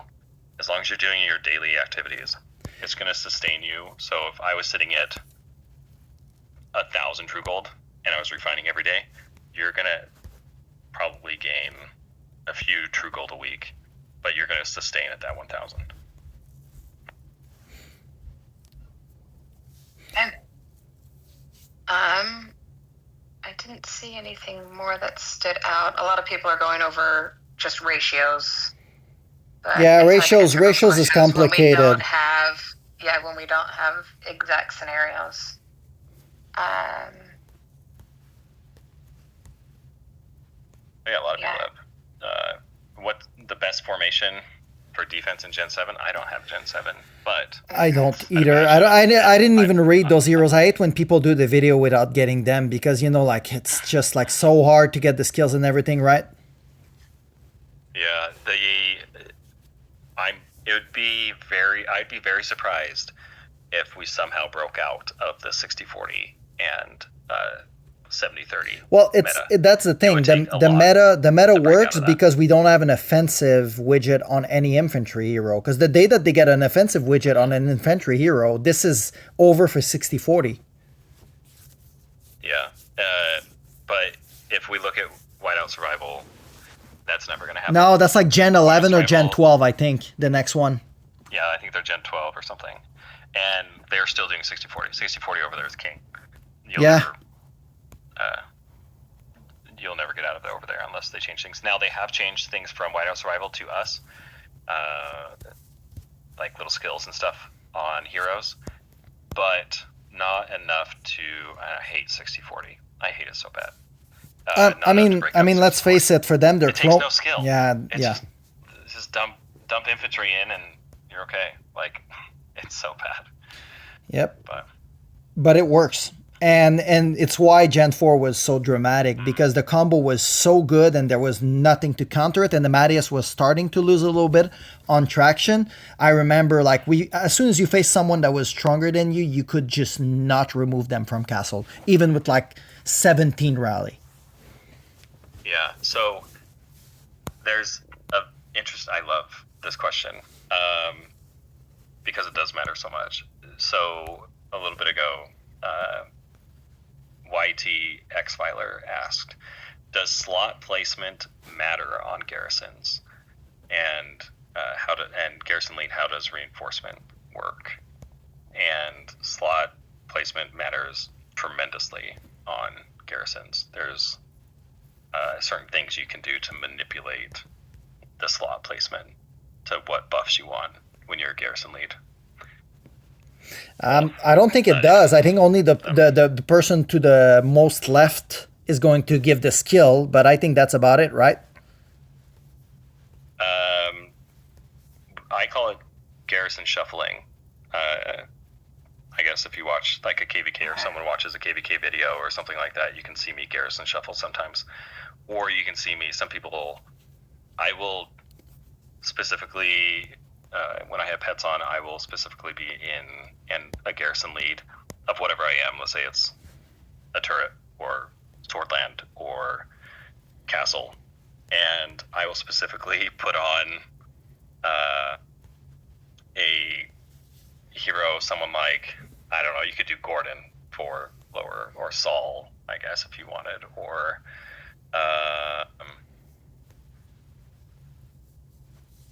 Hilding, people like that, right? And then I'll put 2 blue heroes right after that. And people will be like, what the heck, you're garrison lead, and you have blue heroes in there. Well, yeah, because my hero, only the first hero on the left matters. And we talked about this in my Discord a lot, pretty extensively, where does the garrison, when you are not the stat leader, there's a difference between a garrison leader and a stat leader in garrison. Now, sometimes they are the same person. A lot of times they are the same person because people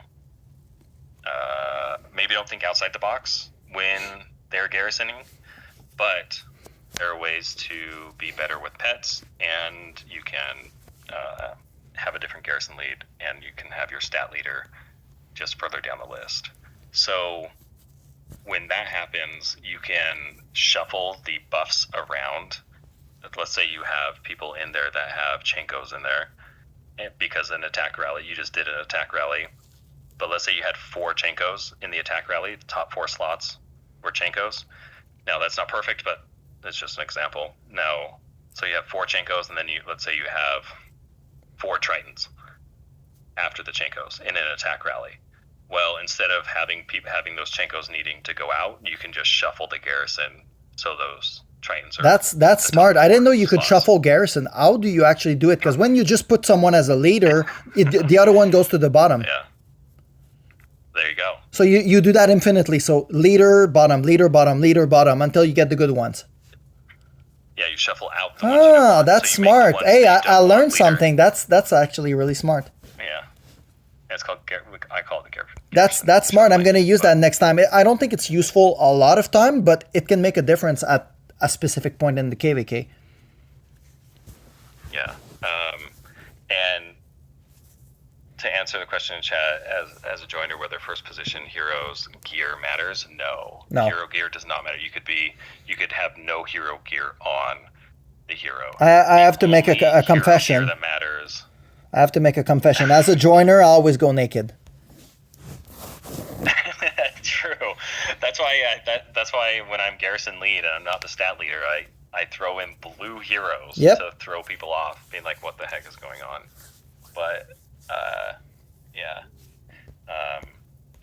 If you are wanting to know what garrison shuffling is, then just watch some of my KVK videos. That's smart. I'm going to start doing that for sure. That's useful because often I don't have time, because our KVKs were always like, I get hit like a few seconds after taking it back, and then there's another rally. But for the few times you actually have time, you can literally put the right hero in the right spot, and it makes a huge difference to have 4 Gordon instead of 4 Chenkos.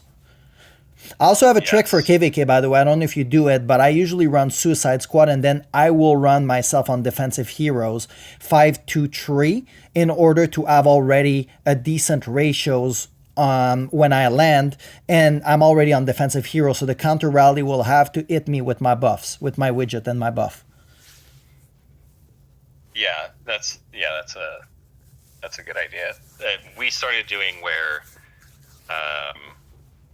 like the follow-up rally would be having defensive instead of attack, and that way you have... Yep, that's what we do. We use, for example, one person on pet, so we know he's going to do a lot of damage, and he's going to run 50-0-50 lottery, or if they're really good, they're going to run the 42-8-50.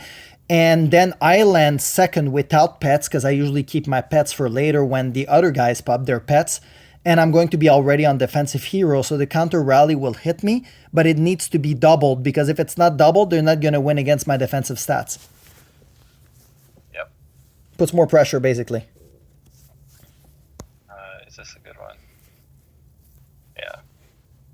Anyway, yeah, so that's garrison shuffling and things you can do to be more prepared in Castle if you are worrying about like double rallying or triple rallying. You could have a triple come in with just defensive stuff, or you could have a triple by someone that isn't as strong, but you know you're going to take with a double, and then the rally or your garrison is instantly full rather than getting kicked. So things you can do with a castle. I was going to say, it looks like a lot of our guys are just getting Gen 4 unlocked, and so they want to know which heroes to skip and which heroes to stock up on. Margot. I enjoyed Margot. Margot.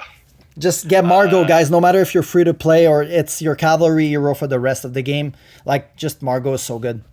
She's so much the best hero of that gen by like 2 miles. Yeah. So you're going to use her almost everywhere. You're going to use her in attack rallies. You could put her in attack rallies. You could put her in not as a leader, but as a joiner. Bears, you're going to be a joiner. Use her in bear. Yeah, she's just fantastic. Garrison, she's 4 garrison leads. She's great in there. She's also really good in arena. Yep. Like really good in arena. Don't sleep on her. So no, I still as of today, I think I still use Margot in my arena. Yeah, some people do. Yeah. I'm not a fan of it, but I think Lucky does. But I'm not a fan of it. I'd have to see where he's at. But and then Ken's asking about transfers. That starts next week, July 19th. Yeah, starts the next transfer group. Hopefully you don't do the transfer mistake that I did, where you did calculate how many tickets that were available. Biggest regret for you guys that you wish you'd started sooner? Oh, yeah, that one is not politically correct for me if I say it live. So I'm going to go in-game content. I did differently building my account. So decision-wise in the kingdom, there's a lot of stuff I would have done differently. But, you know, in my account, personally, I would say it was playing without understanding the game. I wish that I would have started on my server, played for a week or two without spending a single dollar, and then restarted on another server. Because all my mistakes, I did them in the first 2 weeks. After that, you do small mistakes, but the major mistakes, they were made in the first 2 weeks because I did not understand how the game works. My biggest regret, or one of my regrets, was not joining an alliance for a long time. I didn't join a lot. Why? I didn't join. You savage. I don't even know how you survived out in the wilderness as long as you did. I didn't. This was my first mobile game ever, and so I didn't really know what was going on. I didn't know how mechanics worked in the mobile game. Now I'm pretty well versed on, games in general, but I didn't know how the game worked, and I was more scared to go into an alliance than anything because I was afraid to be a burden on the alliance of not knowing what the heck is going on. Yeah. So I stayed as a lone wolf for 3 months, I think, first 3 months. And then I finally got convinced to join an alliance because I would get, like, during All Out, I would get attacked, right? So, like, I would have to play through All Out just trying to defend myself or shielding up at strategic times. So I had to be strategic in everything I did. And the PTSD of All Out is real. Yeah, I didn't know what castle was until I got into an alliance, and there was castle. I'm like, I have no idea what this is. What do you mean people just, like, what does teleporting around, like, this building do? So, yeah, so I was out in the wilderness for 3 months. That's crazy. 3 months? Yeah. Damn, bro, that's like 90. That's like 90 days where you didn't have friends. How did you? What were you doing with your time? You were just logging in and gathering. Most of the time, anyways. He's a lone wolf most of the time, anyways. True. Unless it comes to, like, all of a sudden strategic stuff happens, and then I'm like there talking the whole time.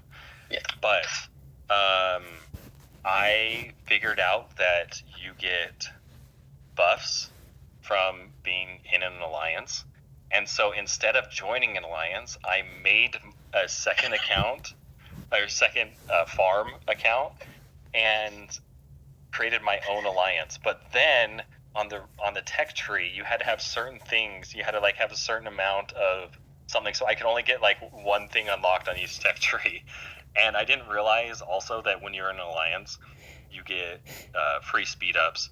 People also help you, right, when you do the help requests, and people speed up. Yeah, the helps, they help. Someone to get like Did you just make your own little bear trap and do bear by yourself? He can't. No, I couldn't. He can't. He doesn't have an alliance. I couldn't. He was the bear. No, he was the bear. Even in the 2-person alliance, I couldn't do it because I couldn't build banners. Yeah. And like HQ, I couldn't get an HQ. I didn't know what bear was. That's miserable. Well, for me, I was just trying to figure. You don't know what you don't know. Yeah, exactly. It's like those kids in Africa. They don't miss the Rolex. They don't see them. But yeah, no, I get what you're saying. It's just Jesus. That's hardcore experience. I mean, your first all out must have been a blast. Yeah. Well, no, I don't remember the first all out, but yeah, it was just for me thinking back now, I would wait 12 hours for a building to upgrade, right?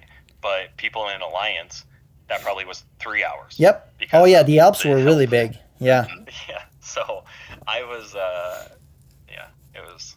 Our server, I got into an argument often with the people with that. The thing too with the alliance is the chest. So every time someone buys something, there's a chest, and the more people claims the key, it's like a exponential. The more big chests you get. So if you're like 4 alliance with 60 member each, every time that I buy something, only 60 people gives key towards the big chest.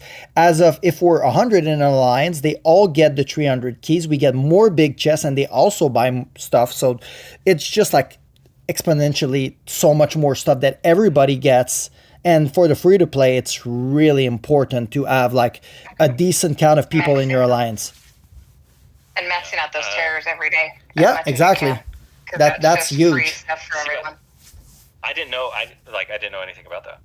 So to me, I was just enjoying the game. Think of how much further you would have been. I was gonna say, true. there is until you get into a bigger alliance that can actually protect you during all out, or you switch to the way that we play all out now, where it's not a free for all. It's more just fun and testing out your strength against doing a lot of 1v1s and testing out your strength. It's intense when you have to just be shielded 24/7. I mean, I can relate. I can relate. I'm not shielded. Go back and keep an eye on your guys. Yeah, I'm not shielded. Yeah, they started zeroing more another free to play alliance. So I'll try to go and help after, but these guys haven't been online for like multiple days, so I guess there's not much we can do here. Yeah, Benjamin says that in chat says that you have to have 20 members to build an HQ and bear trap. Oh, that's possible. Yeah, that makes sense. That would make sense. They don't want people to... Imagine, though, that's the thing. If everybody decided to create an alliance and create a bear trap, there wouldn't be enough room on the map for all the bear traps. It's true. Yeah. Someone else asked if I reached TC 30 before joining an alliance. I think I was TC 28. Most likely, yeah. That's... Seriously? Yeah. That's even still really impressive. Like, I feel like it took me forever to get TC 30. But I was not spending. I didn't spend anything until I joined an alliance. That's crazy. A single thing. And you were way more diligent than I was. It was like clockwork when. Yeah. Is there a best way to stack up XP enhancements and gold gears? No matter what pack I buy, I'm still short. No. There's sadly it's a very it's a very pay to win. Yeah, it's a very pay to win function. Sadly, for those, the only way to you can balance them out using after KVK. There's a pack called I can never remember the name, Mythic Divination or something like that. It's like a pack that you can choose. There's 3 rewards, so you hope. Yeah, something like that. But you can literally choose like chest, and that's what I did for the longest time to balance out my plate with my chest, because the custom selection the earlier gen is terrible ratios, so you don't want to get those. So you get the Hope Market, and then the Hope Market kind of unbalance you between chest and plate because you get way too much. Thank you. Yeah. Mr. X-Men, Wishful Emporium. Wishful Emporium. Yeah, that Yeah. one. So I used the chest from this one to balance out the gold gear with the plates you were getting from the Oak Market. I love Wishful Emporium. Yeah, it's good. Funny. It's a good pack. It's one of the best pack of the month because you can choose what you need. Yeah. Plus, you get basically you get free speed ups. Free speed up, free gems. Yeah. If I bought the construction queue or the March queue, I think it took me a little bit to buy the construction queue. Then it took me even longer to buy the March queue. I did The March end up Q buying was the those. first thing. The March was the first thing I spent money on. And I was like, that's all I'm going to do. It's just going to be the March Q. I'm Right. going to stop there. Yep, you You stop. never stop there. You never stop there. So I guess I did buy two things prior to going into an alliance, but yeah. Well, that's I think it's a whole other video to go over your experience. I think now you'll have to make a wilderness video, like camping experience with Lost. I should. Oh my gosh, we should reenact it. I'll just go to a new server. For the XP enhancements and gold gears, though, one of the best ways to do it too is buying normally the packs for new events will have I see someone mentioned one too, but normally packs for like new events have a part of it as the Lucky Hero gear chests. So in there, and when you spend on those, like the soccer or football pack, whatever you want to call it, you also get more things. So this is a good event to at least spend a little bit on, because you're going to get more than just. Well, let's be fair. If you're like a low spender and you're asking me what should I spend on, those special events are usually the best value you get all month. Yep. Because it's not just the pack value. No, that football event was so not the I can't say that live. Not the Oracle one, but the football event itself was amazing for the value you get. I have another guy that plays with me. He spent $5 and I run his account sometimes just for fun to help him out because he's busy some days. So I'll help him out a little bit. And I think that he told me that he got total is like 1,300 true gold from spending $5 because he got the puzzle thing, he got the frame from it, and then he played just with the every day he made the minimum tier, and I think he said he got 1,300 true gold total from the event. It's kind of crazy. Like the amount of true gold you get from that puzzle thing is like almost 300 true gold just from there. Yeah, there is a trigger pack that you can get for hammers and chests, and someone mentioned that in chat. If you spend 40 hammers or 50 hammers? It's 100. Like 100 hammer every 24 hours. Less than that. Oh, but because your pack is slower than mine. Yeah, mine is $100. It's one hammer per dollar for the pack. So if you're on the $20 pack, it's going to be 20 hammer. If you're on the $50 pack, it's going to be 50 hammer. And no, mine was $100, but you only need to use 40 hammer. Mine triggered below 100 hammers, but maybe that's taking into account hammers between the last time it triggered. But I tried with 60 one time, it didn't work. I tried with 80, it didn't work. But maybe 90 would trigger it. I never tried, to be fair. I only do 100 now because I would pop 60. I'd go look, the pop-up deal wouldn't be there, so I'd be like, okay, I'll do like 7, and then boom, the deal would appear. I use that deal a lot during KVK. That was one of the deal I used the most during KVK. I would probably pop it on day 4, right at reset, and then on finale, sometime I would pop it twice. So on the first reset and on the second reset, just to give myself an edge. And it's a really good pack, but it does unbalance you between plates and chest if you take only that pack. Yeah, but also chest can give XP. It does a little bit, yes. When I was pushing for plus 100s on all red gear, then I would calculate what generally I would get from XP. Like I have a spreadsheet of generally what XP I would get per Lucky Hero gear chest. and then and most of the time it was half and half, like half. Yeah, that's XP possible. enhancements, half. I do have one thing I gear. did that I do regret was ever buying plates.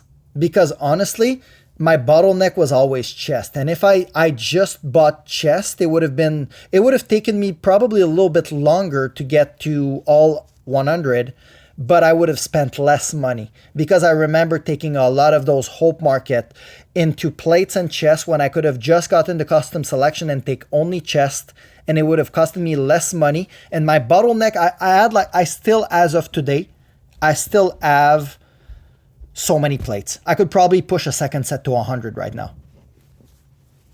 Yeah, there's that's something I wanted to be wary of, is because I knew what XP I was getting per chest, and so I'd calculate that in rather than having to calculate the XP, the pure XP from the enhancements. But yeah, so that trigger pack is every 24 hours, and you get more hammers out of the pack than you do Lucky Hero gear chests. So you're either I didn't find it very valuable to spend on unless you were like a Mega Whale or some of the Lucky spent a lot on that. He would do it like every day, and that's why he got plus 120 level 20s on Forge on his packs. But unless you're spending, then just like that, just wait for custom selection, which is every Thursday. Yep. At least Thursday for me. Probably Friday on actual UTC reset. So it's every week, and also the weekly deals is where I got a lot of mine. The Hope Market is the one pack that I always tell people, like, if you have another pack you want to put a little bit on, the Hope Market that comes every 2 weeks on the Friday, I think is really good too, because the thing that they offer, the True Gold one is actually really competitive for joiners that needs a little bit of extra for the next KVK. It's actually great because it gives True Gold, speed ups, gems. It kind of beats the one that they give every KVK that is like the regular True Gold one we have right now in the store, like the first offer. And if you plan it ahead, it saves you quite a bit of money to grab it from the Hope Market. Yeah. Someone asked if this video will be uploaded. Yes, Fredo and the live stream is automatically uploaded, I think. But I know Fredo will. Yeah, I'm still recording. I'm gonna have to go in about 10-15 minutes, so that's why I have left. Okay. Well, we can edit there, and we can do it again next week too. Best two on, let's say, the custom arm set pack, which is where you choose between the plates, hammers, or Lucky Hero gear chests. Best to pick the Lucky Hero gear chests or plates during that pack. It really depends, though. If you're like, first of all, if you're a joiner and you're talking to me right now about that pack, I'm gonna slap you. It's not a good pack for joiners. Like, it doesn't give you anything you need. And if you do need plates and chests, you should get them from the deal that comes one day after. That's way better. But if you're a Meg, you should only get chest. Because the armor, you can get them from the pop-up deal, and the chest is the only thing that's going to bottleneck you as well. Yeah, I would also be getting... So how I got my chests was the custom arms set and also weekly deals. And I focused on those. I would buy sometimes Hope Market. And earlier on, when I wasn't red gear yet, Hope Market is really good because it kind of gives a mixture of both, and it gives gems. And at that point, it's a pretty young server, so gems are important too. But if you're a custom arm set, I don't remember a single time that I bought the XP enhancements from the custom arms set. Yeah, it's really it's not really good hammers. Too. Early on, it was hammers. Like way early on, it was hammers, and then as soon as I was in red gear, then it became Lucky Hero gear chests. Because I believe that the pop-up thing, I believe that the pop-up deal for armor also start when you get your first red gear. So as soon as you get that, you start getting the pop-up deal. So it's better than the custom selection anyways. Yeah, that's a good rule of thumb. Someone says hammers until you reach plus 20s on red gear, and then always pick lucky hero gear chests after that. The reason why is because mythic pieces of gear are very hard to come by. And not as hard as mithril, but they're pretty close. And so you need to be focusing on getting those because that is your long-term bottleneck. Yep. So that's what I found out too late. I was missing like 100 gold gear to use all my plates. And the problem is that every time you buy chests, you get more experience.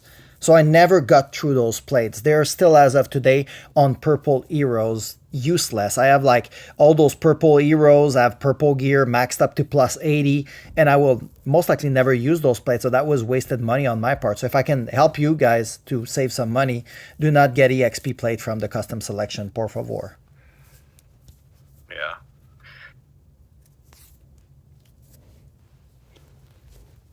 Someone said, same person that was talking about the hero gear is, I don't know when they're talking about this, but to remove your hero gear before the system snapshots your power. That Doesn't work.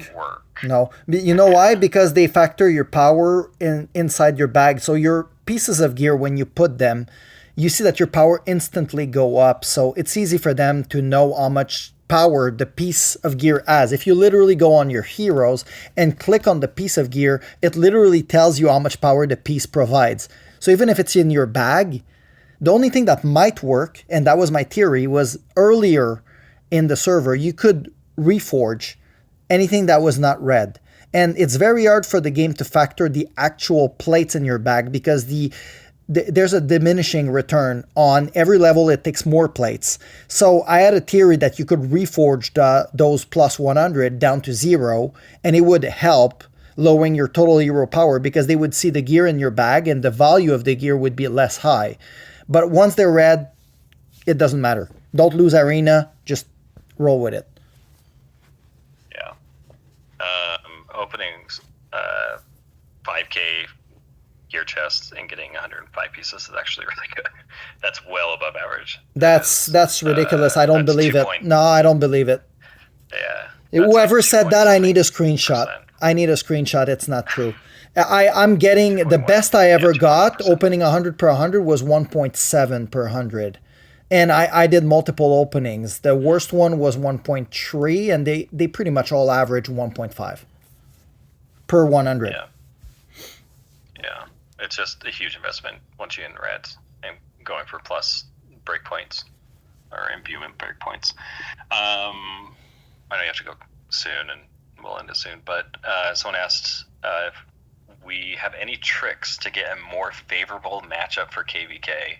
That's the best question ever. I saw the formula, so I some group farmed the actual formula, so we cannot really know if it's true or not, but it was in simplified Chinese, so multiple things. I can tell you what they're factoring, but that's pretty much all the info we have. So there's one thing called war economy, which I believe would be the bags / the top-ups total, or I don't know what they're using. And there's the war value of your top 100, top 10, and top 1. War value, I believe, is the number you see in Swordland. So I don't know if you ever noticed, but even if you unequip all your gear, your Swordland numbers will never go down because it does factor what's inside your bag. So you can test it next time you do Swordland. Remove all your gear and check your number. It won't move. And then buff and go check your number will go up. So it does factor whatever is inside your bag. So I think that the war value is that actual value that you see beside your name when you do Swordland. It's like the value you have on the battlefield. So they use that for the top 100, the top 10, and the top 1. And they all seem to be in different brackets. So they all have different weights in the equation. So you can probably, if you're able to have multiple people pushing at the same time, it might be giving you more favorable matchup than having a very top heavy, because the top heavy will equate into having a bigger impact in the top equation. And then the value, I have no idea what it means. And then there's also, they factor the gen, the season, and the active counts and another thing too. But yeah, it's there's no real way to trick matchmaking. Sadly, I would say just focus on balancing your server and try to build around people that have the same ideas than you, and you're gonna have some good experience in that server if everyone plays the same way, I think. Yeah, the best way to manipulate the KVK matchmaking is pretty simple. Is don't spend anything until KVK prep. There you go. There you go. Hey, can you write to a buddy of mine in my server? I can link you in game if you want.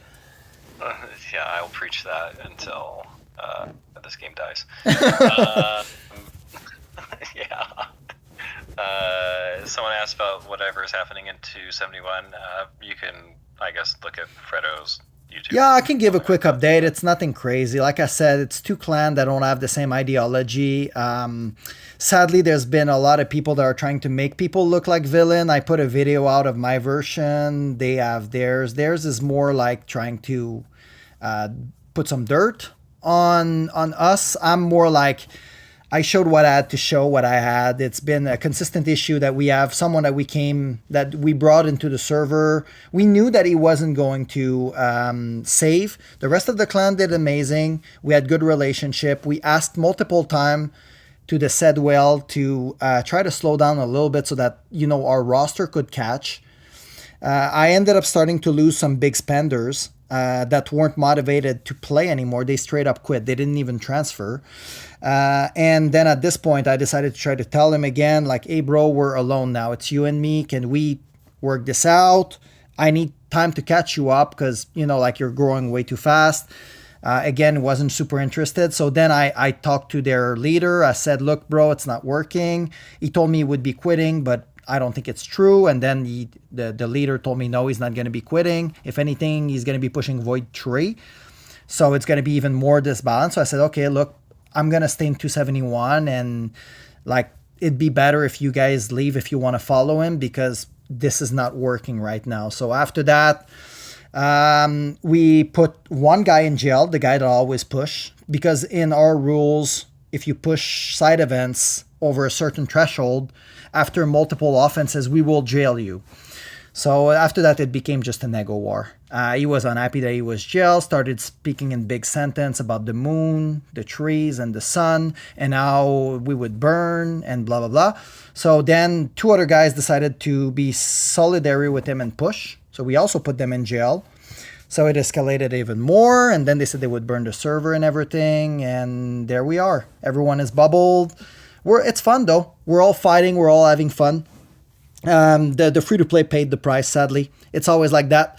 There was no more communication that was possible on my side because I really tried to the best of my ability. And like I said, there's two sides to the medal. Some people might see me as the villain here. I have no issues with that. I'm not perfect. I did some mistakes. They did too. And in the end, it wasn't working anymore, but they did started the attack while we were sleeping. They zeroed. They didn't only burn, they zeroed about 40 low spender on one side of the map. And when we woke up, we decided to retaliate on only their guys. So we're not attacking anyone else but the people that are in their alliance. And that's where we are. It's nothing like there's a big fuss around it, but it's basically just me and another guy not agreeing on how the server should go. And I have 200 people that wants to play my way. And he has maybe 20 people that wants to play his way. And at the end of the day, they decided that, they were going to burn everything before they leave, I guess. Because I am pretty confident that we can stay here and rebuild. But yeah, it's all just like, I told everyone, just stop looking at the world chat. It's not worth it. Just focus on your game, stay bubbled. And in 10 days, it'll all be over. What are the chances you hit Void Star 2? None. I'm not even close, guys. Yeah, I agree. Yeah, I'm not even close. I'm like, I'm a good spender, and we had another guy that was a good spender. But just to put you into perspective, the other guy, which I'm not going to put his name out because the goal is not people writing him 8 message or anything. He's like at 125 million top-ups. So he's like 250,000 into the game. I believe, let me go check right now. I'm on my screen. People will actually see it on the upload. I am at 47.8 million. So he almost triple spans me right now. It's just not sustainable. Like I'm trying, and it's easier to move 20 people than 200. So I was trying to ask him, but then, like it's. I understand his point. They moved here. They told us he wasn't saving, but then we also didn't know that he would spend like $59,000 in a single month. So it's kind of like both parties have done bad stuff, I believe, and I don't foresee that it's going to. I don't think that they'll ever agree with the way I see the game, and I don't think that I will ever agree with the way they see the game. From their perspective, I'm jealous of him. Well, all I want to do is not face Angela and SR and Clyde every KVK because these are not in my bracket in terms of matchmaking. But I guess for now that's just what we do. So we decided to throw this specific KVK. Everyone in the server is not playing, so we're not doing prep. We were 12-0 in prep, so it does hurt us to lose prep. Like we were really proud of our server and what we did with prep. We were really good team effort, and I did amazing too. They contributed to that. Like that's something that I think people need to remember. We were all friend 7 days ago. And and now we're gonna lose the prep record. We're gonna lose we're gonna be invaded for the first time, and then we're hoping that they go away and we get to rebuild our home.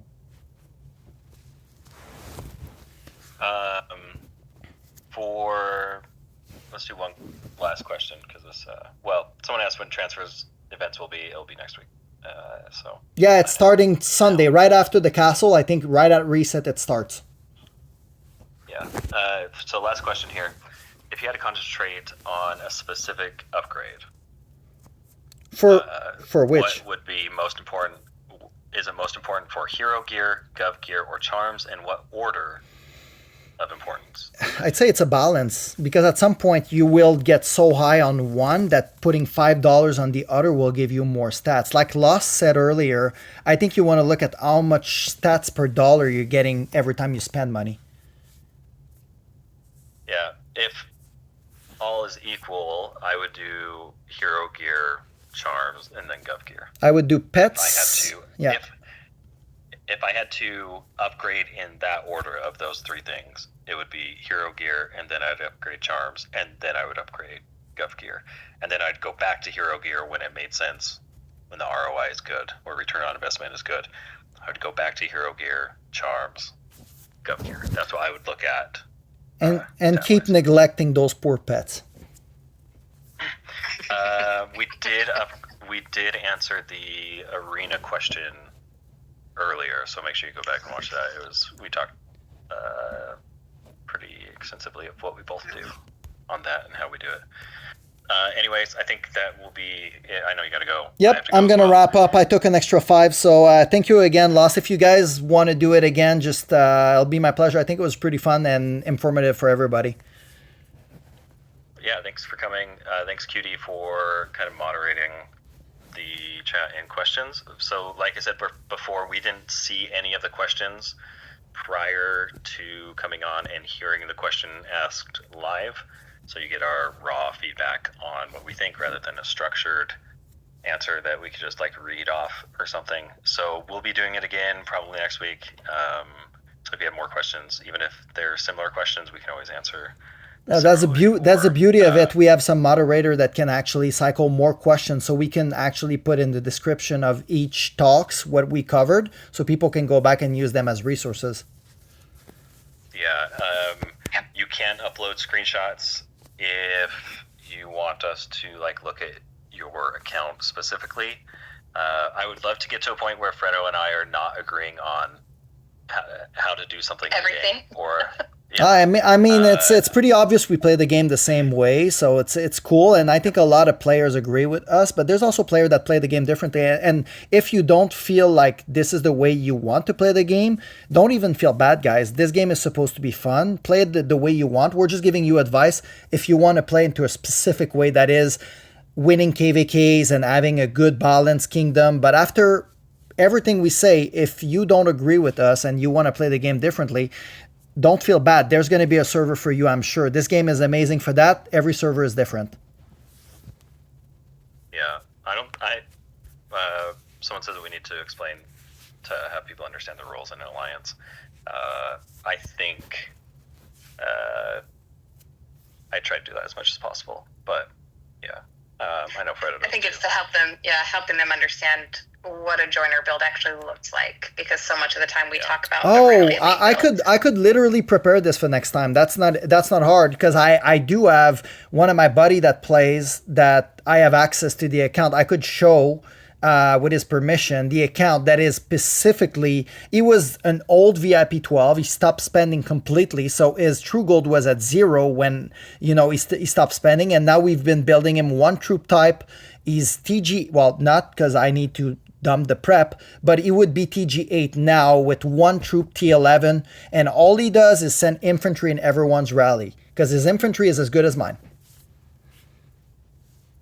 Yeah, I just logged onto my farm account, but yeah, you could do that too. I could use my farm, but it's not really up to date. It's 100% free to play and neglected like your pets. Mine's yeah, same. Mine's TC2. I think I've spent like maybe $5 or $10 on this, so it's very behind. But anyways, I'm gonna hop off. You all, yep. And okay, thanks. And then thank you to all.